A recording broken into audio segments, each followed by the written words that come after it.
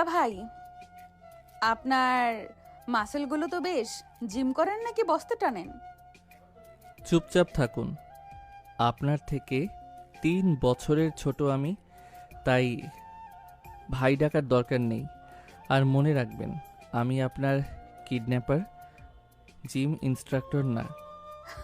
ও মা, বয়সে ছোট কি করে জানলেন? আপনার বান্ধবীদের সাথে যখন কথা বলতেন শুনেছি। আপনার জন্মসাল। ও, তাহলে আমাকে ফলো করতেন? ফলো না করলে কিডন্যাপ করি? তা ফলোটা কই করতেন? আমার ভার্সিটি? না, সেখানে তো যাইনি।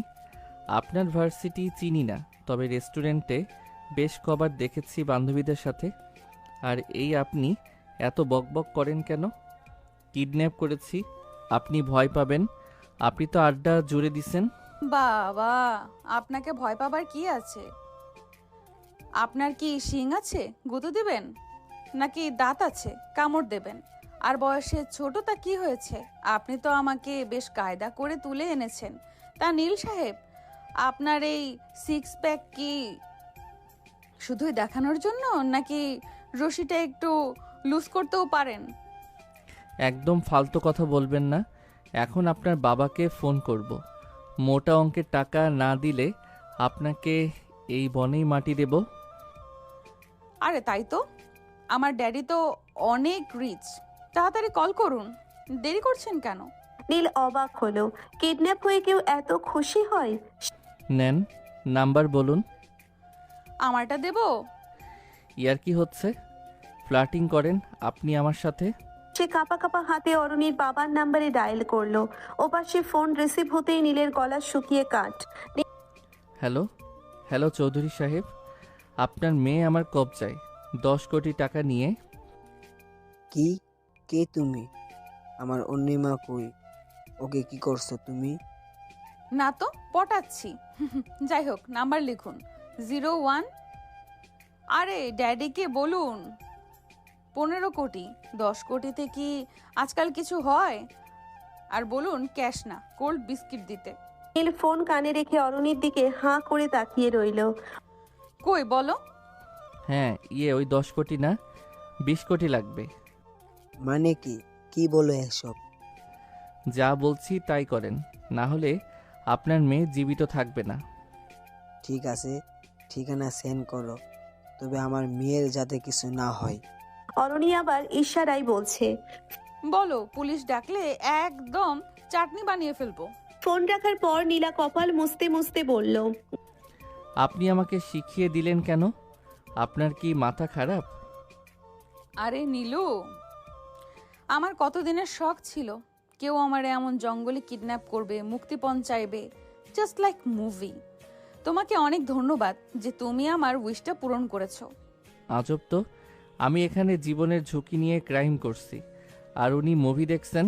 ঘটনা বলি এবার, চলুন। বনের নির্জনতা চিরে ঝিঝি পোকার ডাক শোনা যাচ্ছে। শ্যাওলা ধরা এক পুরনো কুড়ে ঘরের ভেতর একটা টিমটিমে হারিকেন জ্বলছে। সেখানে চেয়ারের সাথে রশ্মি দিয়ে বাঁধা চৌধুরী ভিলার রাজকন্যা অরণি, আর তার সামনে দাঁড়িয়ে আছে 20 বছর বয়সী টকবকে যুবক নীল। পরনে ছেঁড়া জিন্স আর কালো শার্ট, চোখে মাস্তানি চাউনি। সে আসলে অরণিকে কিডন্যাপ করে এনেছে, কিন্তু নীল জানতো না সে যাকে কিডন্যাপ করেছে সে আসলে একটা চলন্ত অ্যাটম বোম। খুব খিদে পেয়েছে নীলু, আমার জন্য একটা চিজ বার্গার আর কোক নিয়ে এসো তো। বার্গার? এই ঘন জঙ্গলে কি হোম ডেলিভারি চলে? এখানে লতাপাতা আর বুনো ফল আছে, খাবেন? ছি, আমি কি গরু ছাগল? যাও বার্গার আনো বলছি। নীল মেজাজ হারিয়ে রশিটা খুলে দিল। নেন, হাত খুললাম। মনে হচ্ছে না আপনি পালাবেন। আমায় বার্গার খুঁজতে হবে। কি, পালাবেন না তো? আরে না, তোমার মতো হ্যান্ডসাম কিডন্যাপার পেলে আমি কি পালাতে পারি? বিশ্বাস করো। নীল পাশের ঘর থেকে নিজের জন্য আনা শুকনো রুটি আর ডাল নিয়ে এলো। এই নিন, খান, এটাই জুটবে এখন। এই ছাইপাশ আমি খাবো? ও মাই গড, আমার পেটে তো আলসার হয়ে যাবে। ওরে আমার বড় লোক রে, নবাবের বেটি, খান বলছি, না হলে না খেয়েই মরবেন। এই না বললে বার্গার আনবে। বলছি, পরে ভাবলাম কই পাবো না। নীলের ধমক শুনে অরুণী ঠোঁট উল্টে ছোট বাচ্চার মতো ভ্যা করে কেঁদে দিল। হ্যাঁ, নীল আকাশ থেকে পড়ল। আরে থামেন থামেন, মহা মুসিবত তো। আপনি কাঁদছেন কেন? তুমি আমাকে ধমক দিলে কেন? মাস্তানি দেখাচ্ছ? আমি ড্যাডিকে বলে দিব। আচ্ছা বাবা, ভুল হয়েছে, কান ধরছি। এখন থামেন, আমি দেখছি আশেপাশে কোনো দোকান টোকান পাওয়া যায় কিনা বা বার্গার পাওয়া যায় কিনা। আপনি খবরদার এই ঘর থেকে বের হবেন না। আচ্ছা, বের হব না। নীল ঘর থেকে বের হতেই অরণি চোখের জল মুছে একটা শয়তানি হাসি দিল। সে চুপি চুপি পেছনের জানালা দিয়ে লাফিয়ে বাইরে বেরিয়ে পড়ল। অন্ধকারে দিক বিদিক না দেখেই সে দৌড়তে শুরু করলো। এদিকে নীল অনেক খুঁজে বেশ দূরে একটা দোকান পেল। ও কাকু, দুটো বার্গার দাও তো। বসেন বাবু। দোকানে দুটি বার্গার প্যাকেট করে। নীল অবাক হয়ে যায়।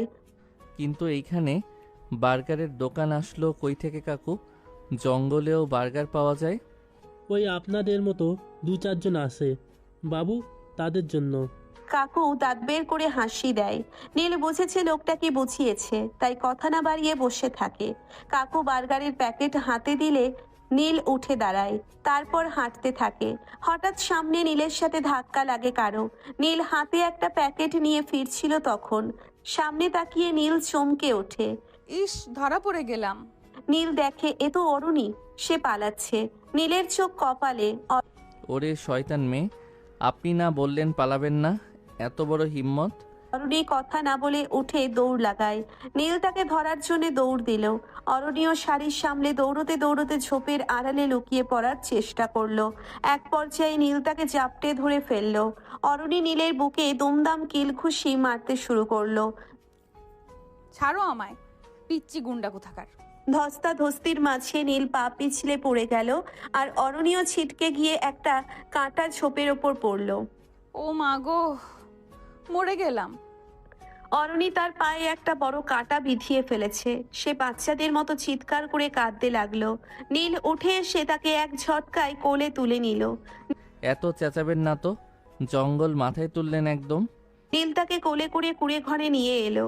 বিছানায় বসিয়ে সে অরণির পা নিজের কোলের ওপর রাখলো। কাঁটাটা বের করার জন্য হাত দিতেই অরণি আবার চিৎকার শুরু করলো। আরে চুপ করেন, আপনার মতো সিনিয়র মেয়ে এমন বাচ্চাদের মতো কাঁদে কেন? তখন তো খুব ডার্ট দেখাচ্ছিলেন। হুম, লাগছে তো। নীলু প্লিজ, আস্তে বের করো। নীল খুব সাবধানে কাঁটাটা বের করে ফেললো। অরণি অবাক চোখে নীলের দিকে তাকিয়ে রইল। এই দুর্ধর্ষ গুন্ডা ছেলেটার ভেতর এত মায়া লুকিয়ে আছে। নীল নিজের শার্টের হাতা ছিঁড়ে অরণির পায়ে ব্যান্ডেজ করে দিল।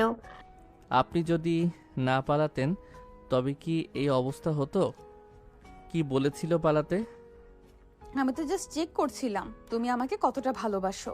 আই মিন কতটা সিরিয়াসলি কিডন্যাপ করেছো। একটু যদি অ্যাডভেঞ্চার না থাকে চলে। নীল দীর্ঘশ্বাস ফেলে অরণির দিকে বার্গারের প্যাকেটটা এগিয়ে দিল। কে বলেছিল পালাতে? নিন, অনেক কষ্টে মাইলখানেক হেঁটে এই ঠান্ডা বার্গারটা জোগাড় করেছি। এবার খেয়ে শান্ত হন রাজকুমারী। অরণি হাসি মুখে বার্গারে কামড় দিল। অন্ধকার ঘরটা তখন দুই অসমবয়সী মানুষের খুনসুটি আর এক অদ্ভুত ভালো লাগায় ভরে উঠল। নীলের মনে হলো এই কিডন্যাপটা তার জীবনের সবচেয়ে মধুর ভুল হতে চলেছে। কোড়ে ঘরের ভেতর তেলের হারিকেনটা মৃদু আলো ছড়াচ্ছে। নীল অরণির ব্যান্ডেজ করা পায়ের দিকে তাকিয়ে একটা গভীর দীর্ঘশ্বাস ফেলল। তার কিডন্যাপ করার মিশনটা যে এভাবে হাসির খোরাক হবে সে স্বপ্নেও ভাবেনি। অরণি বার্গারে একটা কামড় দিয়ে মুখটা এমন করলো যেন সে বিষ খাচ্ছে। নীলু, এই বার্গারের প্যাটি তো মনে হচ্ছে জুতার সোলের চেয়েও শক্ত। আর চিজ কই? চিজের বদলে কি এখানে ডালডা দিয়েছে? শুনুন ম্যাডাম, এই জঙ্গলের ধারে যে দোকানে এই বার্গারটা পাওয়া গেছে সেখানে চিজের বদলে যে সাবান দেয়নি, এটাই আপনার ভাগ্য। আর দয়া করে আমাকে নীলু ডাকবেন না। আমি কি আপনার পোষা বিড়াল? বিড়াল হলে তো ভালোই হতো, কোলে নিয়ে বসে থাকতাম। তা নীল সাহেব, আপনার এই কিডন্যাপ করার আইডিয়াটা কার? মুভি দেখে ইন্সপায়ার্ড হয়েছেন নাকি ইন্টারনেটে how to be a failed kidnapper লিখে সার্চ দিয়েছিলেন? আপনি বড্ড বেশি কথা বলেন। আমি গরিব হতে পারি কিন্তু আমার একটা ইজ্জত আছে। আপনাকে কিডন্যাপ করেছি টাকা আদায়ের জন্য, আপনার লেকচার শোনার জন্য নয়। ইজ্জত? এই ছেঁড়া শার্ট আর জঙ্গলি বেশে ইজ্জত খুঁজছেন? তার চেয়ে বরং আমার পার্সোনাল মেকানিক হয়ে যান, ড্যাডি আপনাকে এর চেয়ে বেশি বেতন দিবে। চুপ, একদম চুপ। আর একটা কথা বললে আপনার মুখে ওই শক্ত বার্গারটা স্কচ টেপ দিয়ে আটকে দেব। নীল রাগে গজগজ করতে করতে কুড়ে ঘরের বাইরে গিয়ে বসলো। অরুণী মুচকি হেসে বার্গারের বাকি অংশটুকু সাবার করলো। তার কেন যেন এই পিচ্ছি গুন্ডাটাকে পচাতে খুব মজা লাগছে। রাত যত গভীর হচ্ছে জঙ্গলের ঠান্ডা তত বাড়ছে। কুড়ে ঘরের ভাঙা জানালা দিয়ে হিমশীতল হাওয়া ভেতরে ঢুকছে। নীল বাইরে আগুনের কুণ্ডুলি জ্বালিয়ে বসেছিল, কিন্তু শীতের তীব্রতায় সে ভেতরে আসতে বাধ্য হলো।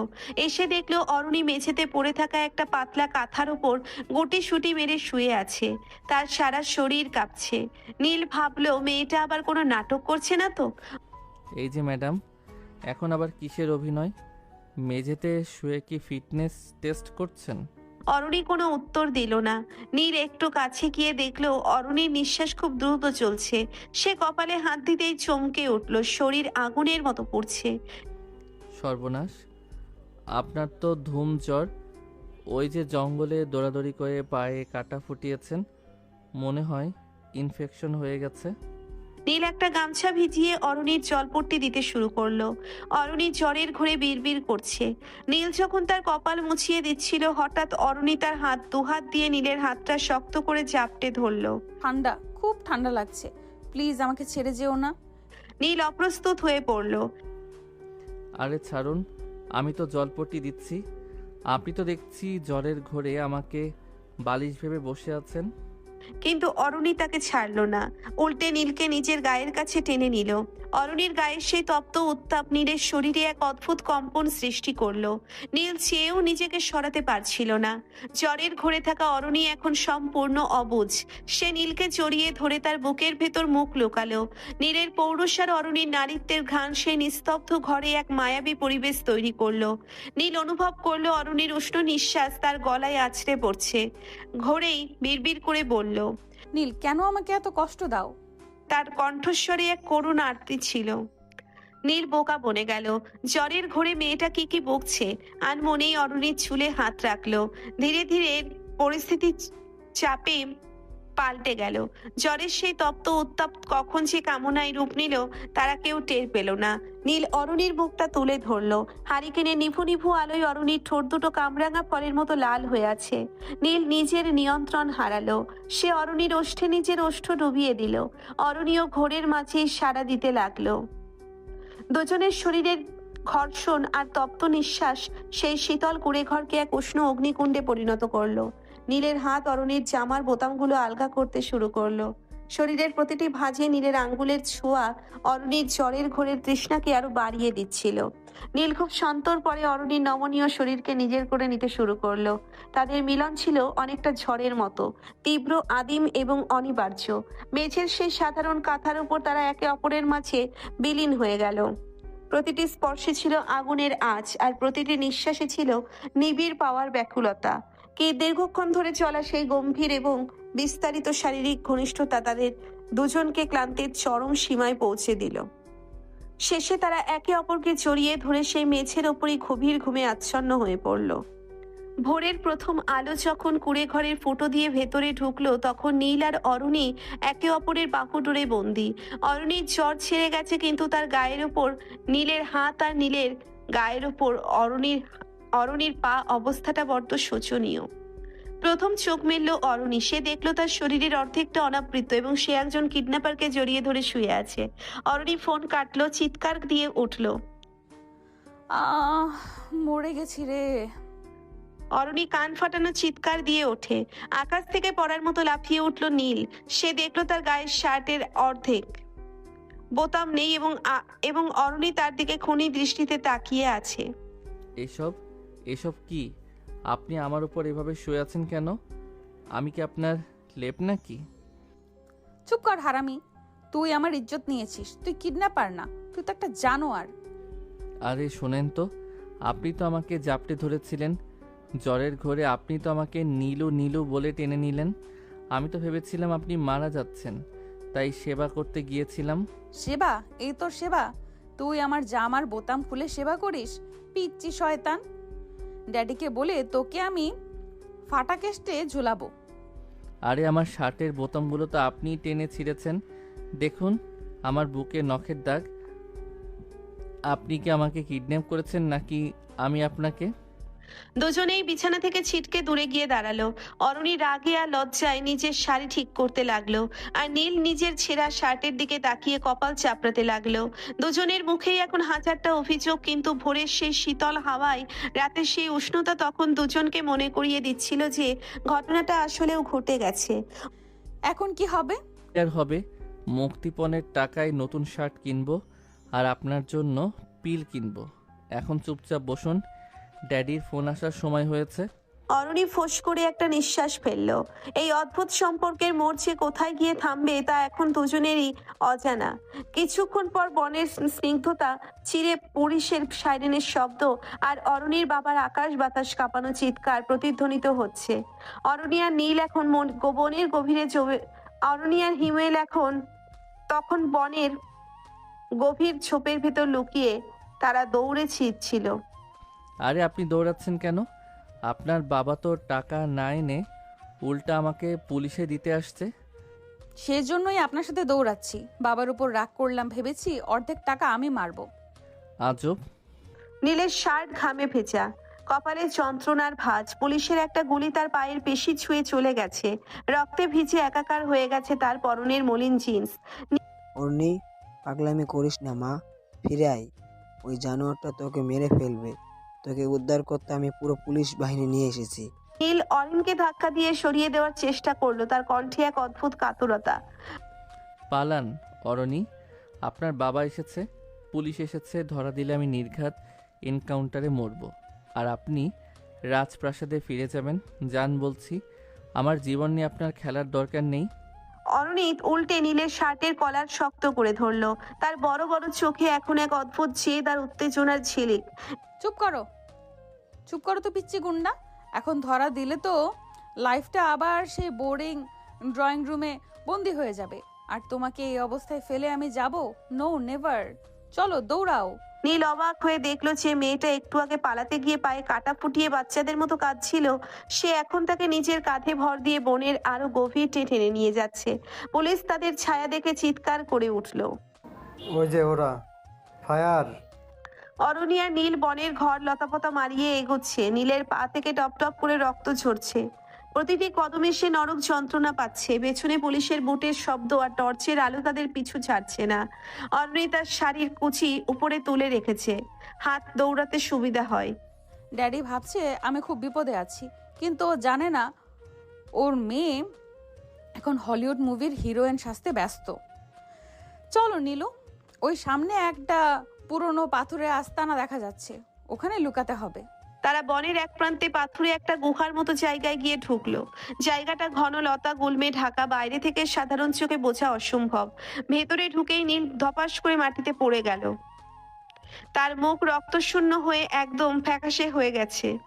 উফ, মরে গেলাম। আপনি আমার সাথে এলেন কেন?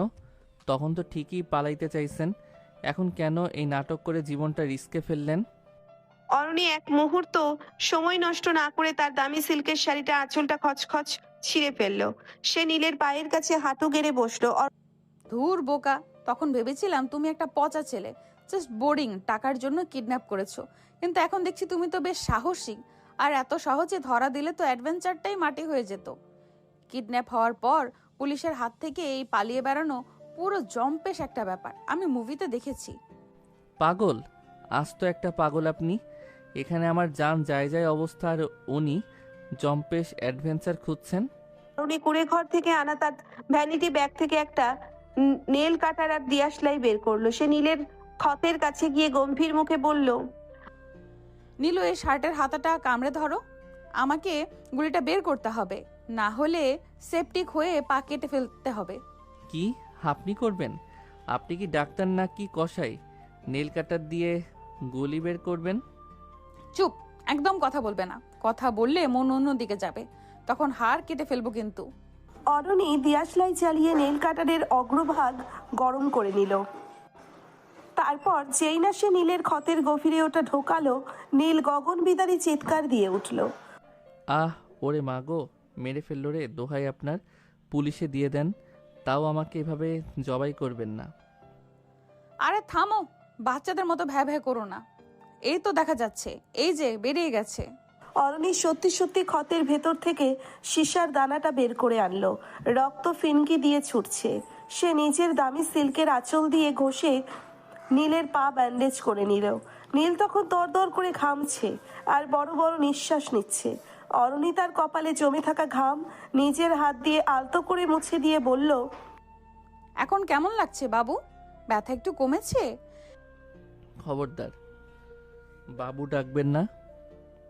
আমি আপনার কিডন্যাপার, আপনার বয়ফ্রেন্ড না। হ্যাঁ হ্যাঁ, খুব তো বড় কিডন্যাপার। গুলি খেয়ে তো আমার কোলে মাথা রেখে ভ্যা ভ্যা করে কাঁদলে। রাত বাড়ার সাথে সাথে বনের ভিতর হাড় কাঁপানো শীত নামতে শুরু করলো। নীলের শরীর গুলির বিষ আর ঠান্ডার ধাক্কায় কাঁপতে শুরু করলো। কিছুক্ষণের মধ্যেই তার শরীরে ধুম জ্বর চলে এলো। সে জ্বরের ঘোরে কাঁপতে কাঁপতে অরুণীকে আষ্টে পৃষ্ঠে জড়িয়ে ধরলো। অরুণী তাকে উষ্ণতা দেওয়ার জন্য আরো কাছে টেনে নিল। নীলু, তোমার গা তো আগুনের মতো পুড়ছে, আমাকে আরো শক্ত করে ধরো। নীল জ্বরের ঘোরে বিড়বিড় করে, ঠান্ডা, অরণি প্লিজ আমাকে ছেড়ে যেও না, অন্ধকার ভয় লাগে। অরুণী দেখলো নীল তাকে পাগলের মতো চাপটে ধরেছে। নীলের শরীরের সেই তপ্ত নিঃশ্বাস অরুণীর ঘাড়ের কাছে আছড়ে পড়ছে। বনের সেই অন্ধকার আস্তানায় পাথরের মেঝেতে তাদের দুজনের শরীরের স্পর্শ এক অন্যরকম মায়ার সৃষ্টি করলো। অরুণীর ভেতরেও এক নাম না জানা শিহরণ শুরু হলো। সে নীলের মুখটা নিজের দুই হাতের আঁচলায় তুলে নিল। নীল জ্বরের ঘোরের তৃষ্ণায় অরুণীর ঠোঁটে নিজের ঠোঁট ছোঁয়ালো। অরুণী এবার আর নিজেকে নিয়ন্ত্রণ করতে পারল না। সে নীলের বলিষ্ঠ উত্তপ্ত শরীরে নিজের নমনীয়তা সঁপে দিল। বনের সেই নিস্তব্ধ অন্ধকার গুহায় তাদের আদিম আকাঙ্ক্ষা ডানা মেলল। নীল জ্বরের উত্তেজনায় অরুণীর শাড়ির আঁচল সরিয়ে তার কাঁধে নিজের ঠোঁট ডুবিয়ে নিল। প্রতিটি স্পর্শে ছিল আগুনের আঁচ। অরুণী নীলের চুলের ভেতর আঙ্গুল চালিয়ে তাকে আরো নিবিড়ভাবে নিজের সাথে মিশিয়ে নিল। নীল তার পায়ের অসহ্য যন্ত্রণা ভুলে গিয়ে অরুণীর নারীত্বের নেশায় বুঁদ হয়ে গেল। তাদের মিলন ছিল বন্য ঝড়ের মতো তীব্র, অসংযত এবং ব্যাকুল। নীলের ঘামে ভেজা পেশিবহুল বুক আর অরুণীর নরম তপ্ত শরীরের ঘর্ষণে সেই অন্ধকার গুহা যেন এক উষ্ণ স্বর্গ হয়ে উঠল। দীর্ঘ সময় ধরে চলা সেই শরীরী খেলায় তারা একে অপরকে সম্পূর্ণ নিঃশেষ করে দিল। কামনার সেই চরম মুহূর্তে বনের হিংস্রতাও যেন থমকে গিয়েছিল। শেষে তারা একে অপরকে নিবিড়ভাবে জড়িয়ে ধরে সেই মেঝের ওপরই গভীর ঘুমে তলিয়ে গেল। সকালে যখন সূর্যের আলো ঝোপের ফাঁক দিয়ে গুহার ভেতরে ঢুকলো, নীলের ঘুম প্রথম ভাঙল। সে দেখলো অরুণী তার বুকের ওপর মাথা রেখে অঘরে ঘুমোচ্ছে। গত রাতের কথা সব মনে পড়তেই নীলের মেজাজ চড়ে গেল। সে অরুণীকে সজোরে ধাক্কা দিয়ে সরিয়ে বলল, এসব কি? আপনি আবার আমার সুবিধা নিলেন কেন? আপনি কি মানুষ নাকি সুযোগ সন্ধানী ডাইনি? অরুণী চোখ ডলতে ডলতে বিরক্ত হয়ে উঠে বসলো। নীলের এমন কথা শুনে আর রাগে তরতর করে সপ্তম আসমানে উঠে গেল। সুবিধা নিলাম মানে? তুমি তো আমাকে জ্বরের ঘোরে জাপটে ধরে আদর করছিলে। আমি তো তোমার সেবা করতে গিয়ে নিজের সব হারিয়েছি, আর এখন আমাকেই দোষ দিচ্ছ? সেবা? এই আপনার সেবা? জামা কাপড় খুলে মানুষের ইজ্জত নিয়ে নেওয়া কি সেবা? আপনি বড়লোকের বকে যাওয়া মেয়ে, চরিত্র বলে তো আপনাদের কিছু নেই। আপনি তো স্রেফ মজার জন্য আমার সাথে এসব করেছেন। চরিত্রের কথা তুমি একদম বলবে না। তুমি আমাকে কিডন্যাপ করেছো টাকার জন্য। তুমি তো একটা ক্রিমিনাল। আর গত রাতে যা হয়েছে ওটা তোমার ভালো লেগেছে বলেই হয়েছে। এর আগের দিন তো তুমিও করলে। এখন ধোয়া তুলসী পাতা সেজে আমাকে অপমান করতে এসো না। আমি টাকার জন্য কিডন্যাপ করেছি ঠিকই, কিন্তু আপনার মতো লম্পট হতে চাইনি। আপনার সাথে পালানোই আমার জীবনের বড় ভুল। এখন বের হন এখান থেকে, আমি একাই পালাবো। যাও, দেখি কেমন পারো। গুলি খাওয়া পা নিয়ে এক পা নড়তেই তো বুঝবে মজা। আমার সাহায্য ছাড়া তুমি বনের 1 ইঞ্চিও পার হতে পারবে না। দুজনেই রাগে দুই দিকে মুখ ঘুরিয়ে বসে রইল। একদিকে পুলিশ বন ঘিরে ফেলেছে, অন্যদিকে গুহার মাঝে এই দুই পলাতক যুগলের ঝগড়া তুঙ্গে। অরুণী মনে মনে ভাবলো, আর এই অসভ্য ছেলেটাকে নিয়ে কি যে করি। মায়া দেখিয়েছেই বড় ভুল করেছি। নীল ভাবছিল, এই মেয়েটা কিডন্যাপার না, ও তো আমার মান সম্মান আর জীবনের জন্য বড় আজরাইল। গুহার ভেতর ঝগড়াটা তখন বিশ্বযুদ্ধের রূপ নিয়েছে। অরুণী তার শাড়ির আঁচলটা ঠিক করতে করতে নীলকে অভিশাপ দিচ্ছে, আর নীল তার ব্যান্ডেজ করা পা নিয়ে খুঁড়িয়ে খুঁড়িয়ে গুহার দেওয়ালে লাথি মারার চেষ্টা করছে। ঠিক সেই মুহূর্তেই ঝোপঝাড় চিরে একদল মানুষ চিৎকার করতে করতে বেরিয়ে এলো। তাদের হাতে বর্ষা, গায়ে ছাল বাকল আর মাথায় অদ্ভুত সব পালক। তারা কোনো পুলিশ নয়, তারা এই বনেরই এক আদিম উপজাতি গোষ্ঠী। নীল আর অরুণী ভয়ে একে অপরকে জড়িয়ে ধরলো। একটু আগের ঝগড়া নিমেষেই উধাও। এরা কারা? আপনার ড্যাডি কি এখন অ্যামাজন থেকে লোক হায়ার করেছে আমাকে ধরার জন্য? চুপ করো, এরা তো অরিজিনালি জঙ্গলি। দেখো ওদের হাতে বড় বড় বর্ষা। উপজাতিদের সর্দার এগিয়ে এলো, বিশাল তার চেহারা। সে নীল আর অরুণীকে দেখে তার ভাষায় কি যেন একটা ঘোষণা করলো। সাথে সাথে একদল জঙ্গলি এসে নীলকে চ্যাংদোলা করে তুলে নিল। আরে ছাড়ো, আমাকে কোথায় নিচ্ছ? আমি কিডন্যাপার, আমি তোমাদের কলিগ। আরে ছাড়ো বলছি।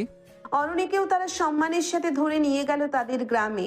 সেখানে গিয়ে নীলকে একটা বাঁশের খুঁটির সাথে বেঁধে রাখা হলো। কিছুক্ষণ পর এক বৃদ্ধা এসে নীলের শার্ট ছিঁড়ে ফেলে তাকে একটা রঙিন ধুতি পরিয়ে দিল, আর গলায় মস্ত বড় এক হাড়ের মালা। অরুণী দূর থেকে দেখে হাসিতে ফেটে পড়ল। ও মাই গড নীলু, তোমাকে তো একদম টারজান লাগছে। এখন একটা চিৎকার দাও তো দেখি।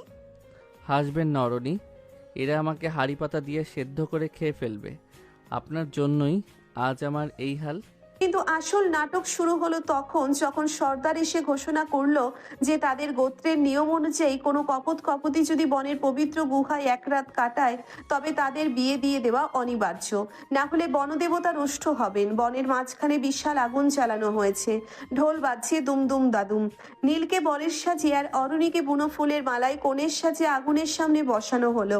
সর্দার অদ্ভুত মন্ত্র পড়ছে। প্রথমে মজা হিসেবে নিলেও তারা দুজনেই তখন হতভম্ব। কি করবে না করবে ভেবে পাচ্ছে না। অরণি, কিছু একটা করুন। আমি এই জঙ্গলি বিয়ে করতে চাই না। আমার এমনিতেই লাইফ বরবাদ। আপনাকে বিয়ে করার চেয়ে কচু গাছে ফাঁসি দেওয়া ভালো। আরে চুপ করো তো, ফ্রিতে বিয়ে হচ্ছে, কোনো খরচ নেই। আর দেখো ওরা তোমাকে কত সম্মান দিচ্ছে। শ্বশুরবাড়ি হিসেবে এই জঙ্গল কিন্তু মন্দ না। আপনার তো মজাই হবে। আপনি তো রাজকন্যা, এখানে এসে রানী হয়ে যাবেন, আর আমাকে ওরা সারাদিন বল্লম দিয়ে খোঁচাবে। না রে, যাই বলি, কি যে হবে এখন। ধুর, আপনাকে তো সিরিয়াস লাগছে না। আমি ডাকি, এই যে সর্দার ভাই, আমরা বিয়ে করব না? সর্দার এগিয়ে আসলো। নীল কিছু বলতে গেলে চ্যাংদোলা করে বিয়ে পড়ানো শুরু করলো। নীল যতই ইশারায় বোঝায় সর্দার বোঝে না, উল্টে বাড়ি মারে। নীল আর ভয়ে কিছু বলে না। নীল বুঝতে পারে আর লাভ নেই, তাই বাধ্য হয়ে চুপচাপ বিয়ে করে। অরুণী হাসবে না কাঁদবে বোঝে না। অ্যাডভেঞ্চার নিতে এসে এত অ্যাডভেঞ্চার পাবে সে কল্পনাও করেনি। বিয়ে শেষ হতেই উপজাতিরা তাদের জন্য একটা বিশেষ বাসর ঘর বরাদ্দ করলো।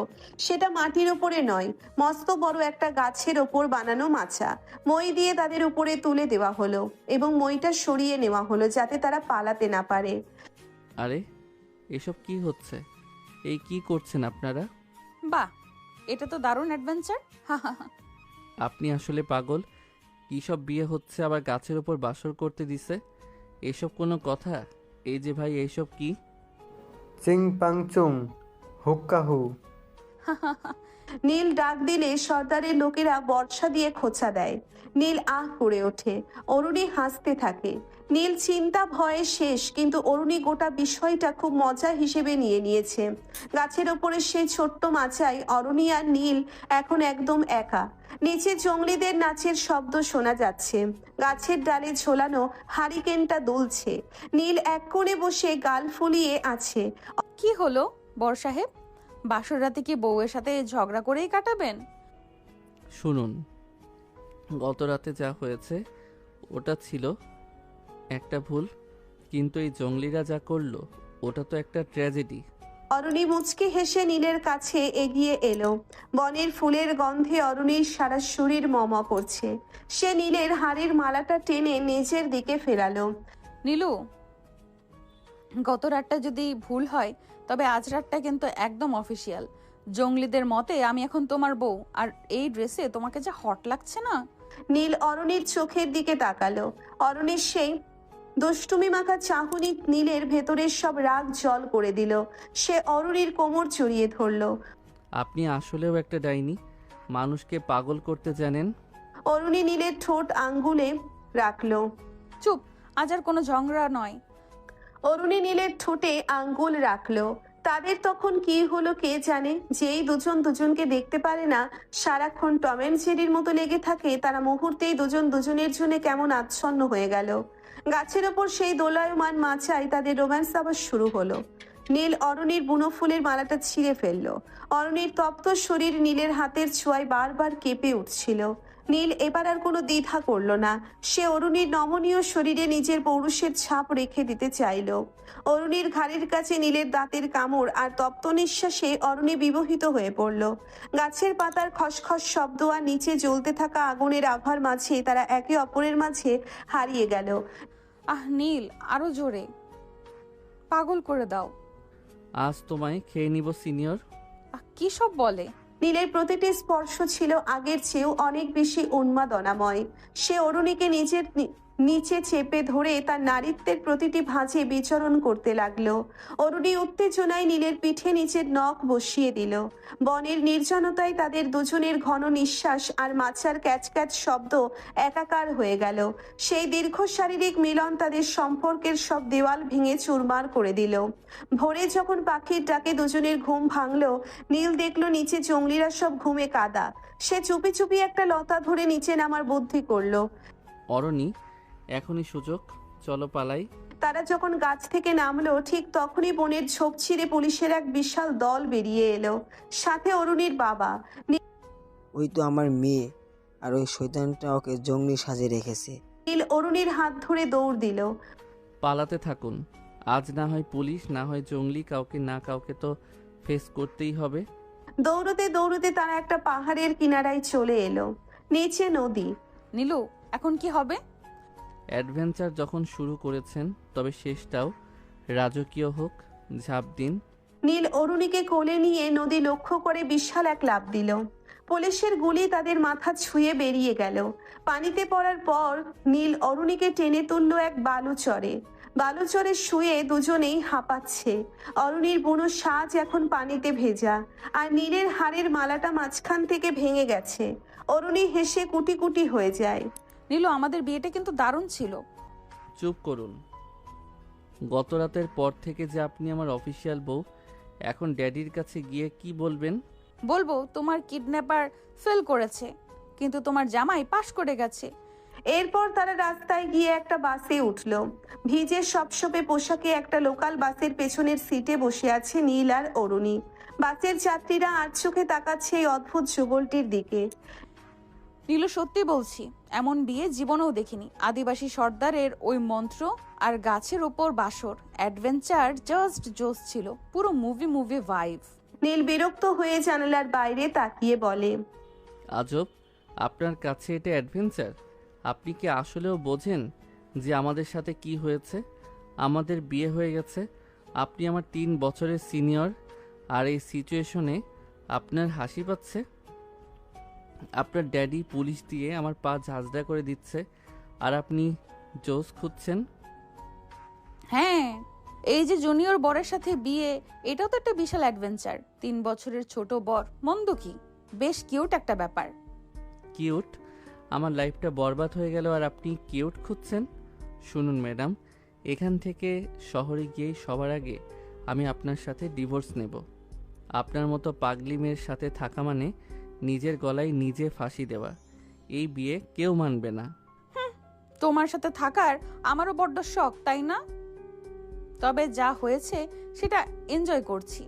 তুমি বড্ড বেরসিক নীল, সারাক্ষণ শুধু ডিভোর্স করো কেন? আজব, আপনি তো লাইফটাকে বড্ড হেয়ালি বানিয়েছেন। বড় লোকের বেটি তো, টাকা আছে, যা ইচ্ছে তাই করছেন। এই বিয়েটা সমাজের কাছে একটা প্রহসন। আমরা কালই সব শেষ করে দেব। শহরে পৌঁছে অরুণীর বাড়ির কাছাকাছি এসে নীল নামলো। অরুণীর বাবা বিশাল গাড়ি নিয়ে তাকে নিতে এসেছেন। নীল ঝোপের আড়ালে দাঁড়িয়ে রইল যাতে কেউ তাকে না দেখে। শুনুন অরণি, এখন থেকে আমরা আলাদা। আপনি আমার প্রাসাদে যান, আপনি আপনার প্রাসাদে যান, আমি আমার মেসে এই কয়েকদিনের ঘটনা একটা দুঃস্বপ্ন ভেবে ভুলে যাবেন। কলেজে বা বাইরে কেউ যেন না জানে আমাদের মাঝে কি হয়েছে, বিশেষ করে ওই বিয়ে আর বাসরের কথা। আচ্ছা বাবা, দেব ডিভোর্স। আমারও বড্ড দায় পড়েছে তোমার মতো বোরিং জুনিয়রকে নিয়ে ঘর করার। কিন্তু আবার কোথাও আমাকে দেখলে যেন না চেনার ভান করো না। তবে খবর আছে, তুমি কিন্তু কিউট আছো। পাগল নাকি? অরুণী গাড়িতে উঠে গেল। নীল একটা দীর্ঘশ্বাস ফেলে নিজের মেসের দিকে হাঁটা দিল।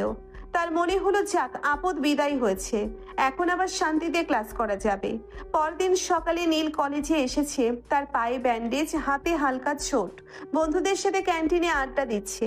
নীল তার কিডন্যাপারের ঘটনাটা এমনভাবে সাজিয়ে বলছে যেন সে একাই বনের সব বিপদ জয় করেছে। বুঝলি দোস্ত, জঙ্গলটা একদম ডেঞ্জারাস ছিল। আমি একাই 10টা গুন্ডার সাথে লড়েছি, তারপর কোনো মতে পালিয়ে এসেছি। ঠিক তখনই কলেজের গেটে একটা সাদা রঙের অডি এসে থামলো। গাড়ি থেকে নামলো এক গ্ল্যামারাস তরুণী, পরনে দামি সালোয়ার কামিজ, চোখে সানগ্লাস।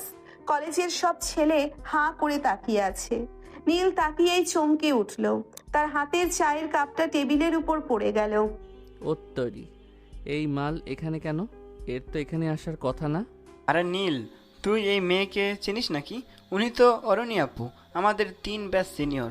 হ্যাঁ রে, অনেক বড় লোকের মেয়ে, চৌধুরী গ্রুপের একমাত্র উত্তরাধিকারী। কলেজে খুব একটা আসেই না, কিন্তু আজ হঠাৎ কেন এলো কে জানে। হেব্বি লাগছে না? নীল বুঝতে পারলো বিপদ আসন্ন। সে টেবিলের নিচে লুকানোর চেষ্টা করলো। তোরা বলিস আমি এখানে নেই, আমি পালাই রে। কিন্তু কেন? 1 মিনিট, তোরা দুজনকে চিনিস? আপাতত কথা বলিস না। কিন্তু অরুণীর চোখকে ফাঁকি দেওয়া অসম্ভব। অরুণী চশমাটা কপালে তুলে চারিদিকে তাকালো এবং নীলকে দেখেই একটা পৈশাচিক হাসি দিল। সে সোজা নীলের টেবিলের সামনে চলে এলো। ওই যে হিরো, কোথায় লুকানোর চেষ্টা করছো নীল? নীল সোজা হয়ে দাঁড়িয়ে একটা কৃত্রিম হাসি দিল। তার বন্ধুরা অবাক চোখে দুজনের দিকে তাকাচ্ছে। নীল দাঁত চেপে বন্ধুদের উদ্দেশ্যে বলছে, যা তুই শেষ, দেখে ফেলেছে। আরে অরণি আপু, আপনি এখানে কেমন আছেন? মানে আপনি তো বড় মানুষ, আমাদের মতো ছোটদের টেবিলে কেন? ওফ, কি বলি, এই কলেজে কেন আপনি? আরে নীলু, তুমি তো ফর্মাল হয়ে গেলে কবে থেকে? জঙ্গল থেকে ফেরার পর কি আমাকে ভুলে গেছো? ও মা, পা দেখি ব্যান্ডেজ করা, খুব লেগেছে বুঝি? আর এখানে এখানে তো আমি পড়ি, কিন্তু তুমি এখানে? নীল মনে মনে বিড়বিড় করলো। ভুলবো কি করে? ডাইনি তো আমার রক্ত চুষে খেয়েছে, কিন্তু বন্ধুদের সামনে সে তো আর বলতে পারে না যে এই মেয়ে আমার জঙ্গলি বউ।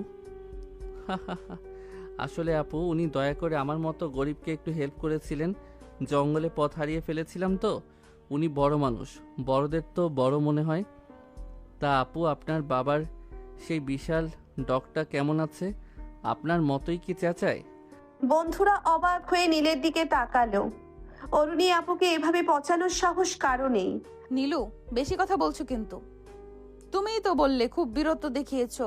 তা ওই যে রাতে আমাকে আমার কোলে মাথা রেখে কাঁদলে ভ্যা ভ্যা করে, ওটা বন্ধুদের বলনি? নীলের ইজ্জত তখন পাংচার হওয়ার দশা। আরে না না আপু, মজা করছেন। উনি তো খুব রসিক মানুষ। তা আপু, আপনি 3 ব্যাচ সিনিয়র, আপনার না এখন হবু জামাইয়ের সাথে থাকার কথা, এখানে জুনিয়রদের ডিস্টার্ব করছেন কেন? অরুণী নীলের খুব কাছে গিয়ে ফিসফিস করে, জামাই তো আমার সামনে দাঁড়িয়ে পটর পটর করছে। চলো নীলু, একটু লাইব্রেরিতে গিয়ে কথা বলি, নাকি সবার সামনেই ডিভোর্স পেপারটা বের করব? নীল কাঁদো কাঁদো মুখে বন্ধুদের দিকে তাকালো।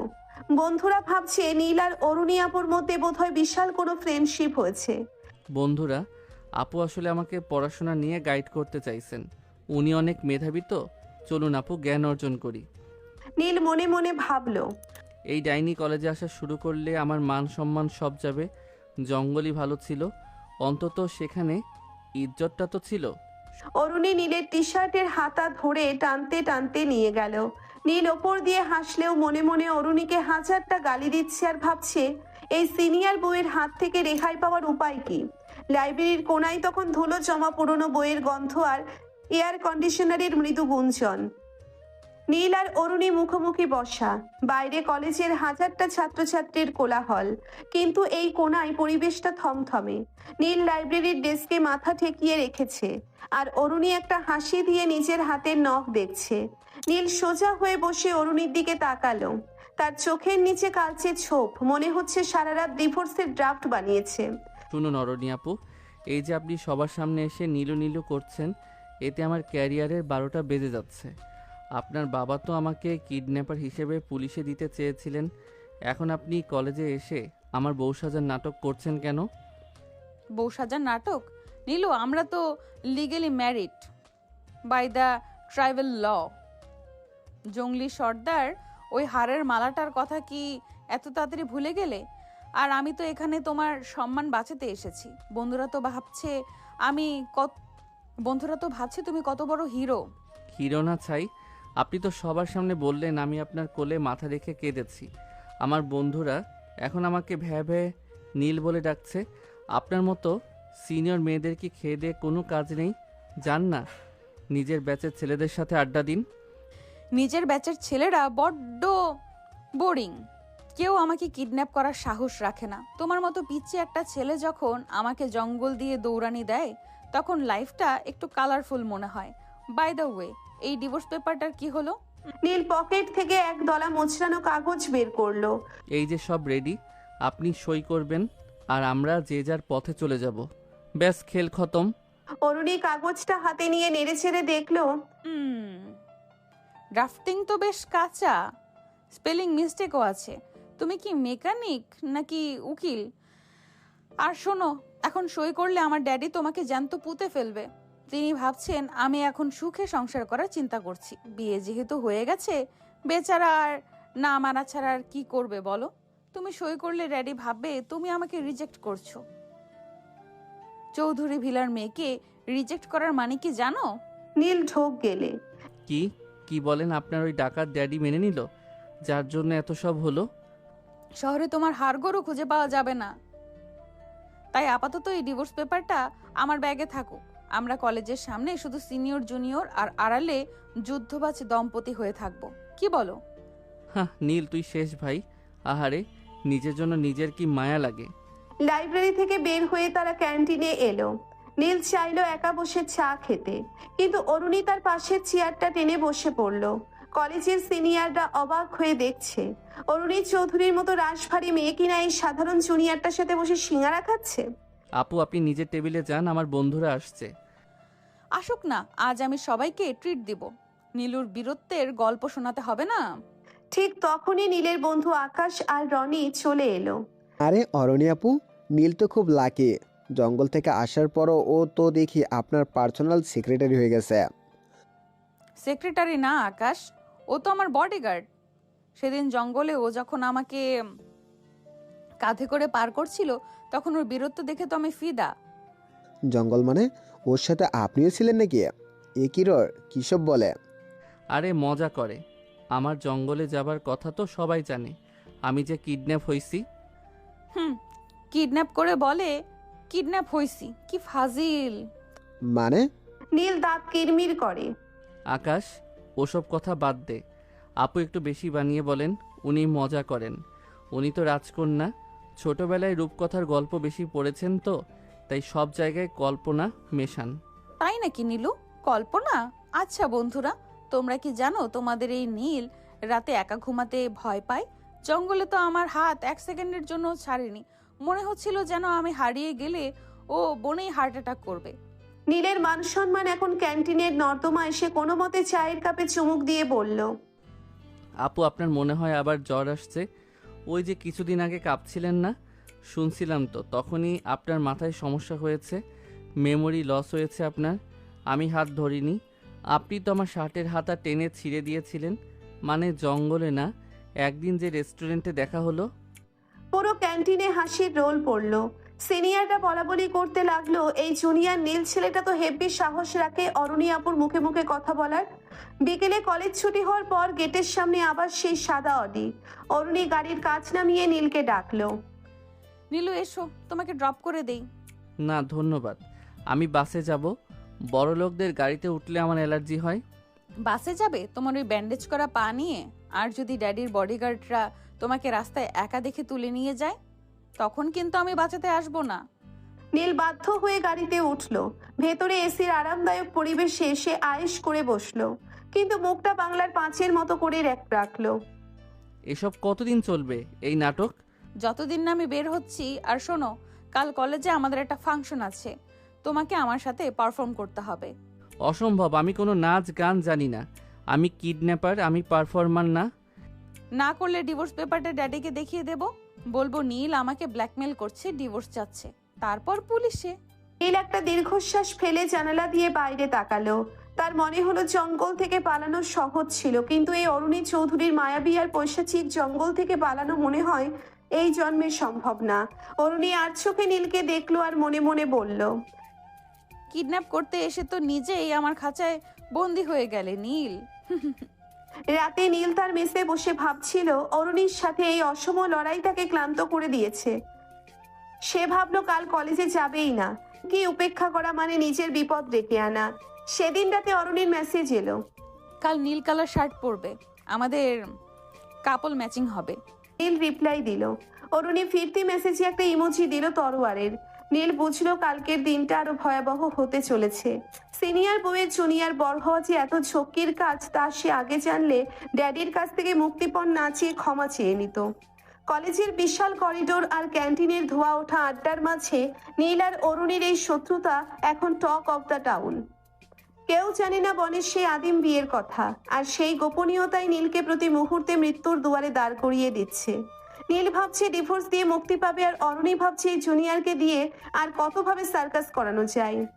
সকালবেলা নীল মেসের আয়নার সামনে দাঁড়িয়ে নিজের নীল শার্টটার দিকে একবার তাকালো, তারপর তাচ্ছিল্য ভরে ওটা ছুঁড়ে ফেলে একটা টকটকে লাল রঙের শার্ট পরে নিল। আমি কাল লাল শার্ট পরব বিপদের সংকেত হিসেবে। অরণি চৌধুরীর কথা শুনতে যাব কেন? সে বলেছে নীল পরতে, আমি লাল পরব। আমি যে তার কেনা গোলাম নই, এটা আজ বুঝিয়েই ছাড়ব। সে সিনিয়র তো কি হয়েছে, আমি তো কিডন্যাপার, আমি নিজে ব্ল্যাকমেইলার। আমাকে কেন ব্ল্যাকমেইল করবে? নীল কলেজে ঢোকার পর দেখলো পেটের সামনে দাঁড়িয়ে থাকা অরুণীর পরনেও লাল শাড়ি। নীল থমকে দাঁড়ালো। অরুণী চশমাটা নাকের উপর নামিয়ে নীলকে দেখে এক চিলতে হাসলো। ও মা, নীল তুমি তো দেখছি কালকে মেসেজটা খুব সিরিয়াসলি নিয়েছো। নীল বারণ করেছিলাম বলেই কি লাল পরে ম্যাচিং করতে এলে? বাহ, আমাদের কাপল গোলস তো জাস্ট ফাটাফাটি। তীব্র মাথা চুলকাতে চুলকাতে বলল, কী সব আবল তাবল বকছেন? আমি লাল পরেছি বিপদের সংকেত হিসেবে। আপনি যে একটা ডেঞ্জারাস পাবলিক সেটা সবাইকে জানানোর জন্য। আর কাপল গোলস মানে কি? আমাদের তো কালই ডিভোর্স হওয়ার কথা ছিল। ডিভোর্স? ও ও, ওই পচা কাগজটা? ওটা তো আমি আমার ড্যাডির ইম্পর্টেন্ট ফাইলের ভেতরে রেখে দিয়েছি। ড্যাডি যদি ওটা দেখে তবে তোমার রেড শার্ট আসলেও ব্লাড রেড হয়ে যাবে নীলু। চলো, ক্লাসের দেরি হয়ে যাচ্ছে। নীল দাঁত কিরমির করে অরুণীর পিছু পিছু হাঁটা দিল। করিডোর দিয়ে যাওয়ার সময় সবাই বলাবলি করছে, দেখ দেখ, কালার ম্যাচিং করে এসেছে। নীল তো দেখি অরণি আপুর বডিগার্ড থেকে বয়ফ্রেন্ড হয়ে গেল। কলেজের বার্ষিক সাংস্কৃতিক অনুষ্ঠানের রিহার্সাল চলছে অডিটোরিয়ামে। অরিন যেহেতু ড্রামা ক্লাবের প্রেসিডেন্ট, তাই পুরো দায়িত্ব তার কাঁধে। সে নীলকে জোর করে স্টেজে তুলল। শুনুন আপু, আমি স্টেজে দাঁড়ালে মানুষ আমাকে দেখে হাসবে। আমার হাতে রেঞ্জ আর হাতুড়ি ভালো মানায়, এই শেক্সপিয়রের ডায়লগ না। আরে ট্রাই তো করো, তুমি হবে রোমিও আর আমি হব জুলিয়েট। চলো শুরু করো। O Juliet, why are you Juliet? আমি ওসব পারবো না, আমি বরং এভাবে বলি, oh Aroni, why are you so ডাইনি? আপনার ড্যাডি তো অনেক রিচ, আমাকে কিছু টাকা দিয়ে বিদায় করলেই তো পারেন। এই সস্তা ড্রামা করার মানে কি? অরুণী মাঠে বসে থাকা জুনিয়রদের সামনে চিৎকার করে, সবাই শোনো, আমাদের রোমিও নীল এখন একটা বিশেষ কবিতা আবৃত্তি করবে, যেটাও গত রাতে আমাকে ফোন করে শুনিয়েছে। নীলের তো আকাশ ভেঙে পড়ার দশা। সে কোনোদিন ফোনের ওপাশে অরুণীকে গালি দেওয়া ছাড়া কিছু করেনি। মিথ্যা বলছেন কেন? আমি কবে কবিতা বললাম? আরে ওই যে বললে না, বনের মাঝে কুড়ে ঘর, নীলু আমার আপন বর। সবাই একটা তালি দাও তো নীলের জন্য। পুরো অডিটোরিয়াম হাসিতে ফেটে পড়ল। নীল অপমানে মাটির সাথে মিশে যাচ্ছে। সে স্টেজের মাইক্রোফোনটা হাতে নিয়ে বলল, আসলে অরণি আপু বড্ড রসিক মানুষ। উনি তো সিনিয়র, তাই জুনিয়রদের পচানো উনার শখ। আসলে আপু তো একাই রোমিও জুলিয়েট সাজতে পারেন, কারণ উনার মেকআপ যা ভারী, তাতে উনাকে জ্যান্ত স্ট্যাচু মনে হয়। অরণির হাসি মুখটা মুহূর্তেই গম্ভীর হয়ে গেল। জুনিয়রটা ফিসফিস করছে। নীল তো দেখি অগ্নগিরির মুখে জল ঢেলে দিল। অরণি উঠে চলে গেল। নীল ঢোক গিলল, রাগিয়ে তব দিল। আবার কোনো বিপদ কে জানে। দুপুরে ক্যান্টিনে নীল এক কোনায় বসে ঠান্ডা সিঙ্গারা চিবুচ্ছে। অরণি এসে তার উল্টো দিকের চেয়ারে বসলো। এবার আর হাসি নেই তার মুখে। নীল, তুমি সবার সামনে আমাকে স্ট্যাচু বললে, আমার মেকআপ নিয়ে কথা বললে, তোমার সাহস তো কম না। সাহস তো আপনিই দিয়েছেন। ওই যে জঙ্গলি সর্দার বলেছিল না, বর বউ সমান সমান। তো আপনি যদি আমাকে পচাতে পারেন, আমি কেন পারবো না? আর শোনো ম্যাডাম, আপনার ওই ডিভোর্স পেপারটা আজই সাইন করে ফেরত দেবেন। আমার এই সিনিয়র বউয়ের ড্রামা আর সহ্য হচ্ছে না। টাকা লাগবে? কত টাকা দিলে তুমি এই ডিভোর্স পেপার নিয়ে মুখ বন্ধ করে চলে যাবে? আমি আপনার টাকা চাই না, আমি আমার শান্তি চাই। আমি চাই আপনি আমাকে আর চিনতে না পারেন। কলেজে আমরা স্ট্রেঞ্জার হব। ট্রেজার? স্ট্রেঞ্জার? ওই ঘনিষ্ঠ মুহূর্তগুলোর পর আমরা স্ট্রেঞ্জার হব? তুমি আসলেও একটা ইমোশনাল রোবট নীল। নীল চায়ের কাপটা সজোরে টেবিলে রেখে বলে, ঘনিষ্ঠ মুহূর্ত? আপনি সেটাকে কি মনে করেন? ওটা ছিল একটা অ্যাক্সিডেন্ট। আপনি জ্বরের ঘরে ছিলেন আর আমি পরিস্থিতির শিকার। ওটাকে প্রেম ভাবার কোনো কারণ নেই। আমি ওটাকে প্রেম ভাবছি না, ওটা ছিল জাস্ট একটা টাইম পাস। তবে টাইম পাসটা বেশ ইন্টারেস্টিং ছিল, তাই না নীলু? নীল রাগে লাল হয়ে ক্যান্টিন থেকে বেরিয়ে গেল। অরণি বসে বসে তার সিঙ্গারাটা নিজের প্লেটে তুলে নিল। তাদের মাঝে কোনো অনুভূতি নেই, আছে শুধু জেদ আর একে অপরকে ছোট করার এক অদ্ভুত নেশা। বিকেলে লাইব্রেরির পেছনের দিকের আলমারিগুলোর আড়ালে নীল কিছু বই খুঁজছিল। হঠাৎ অরণি সেখানে এসে হাজির। জায়গাটা বেশ অন্ধকার আর নির্জন।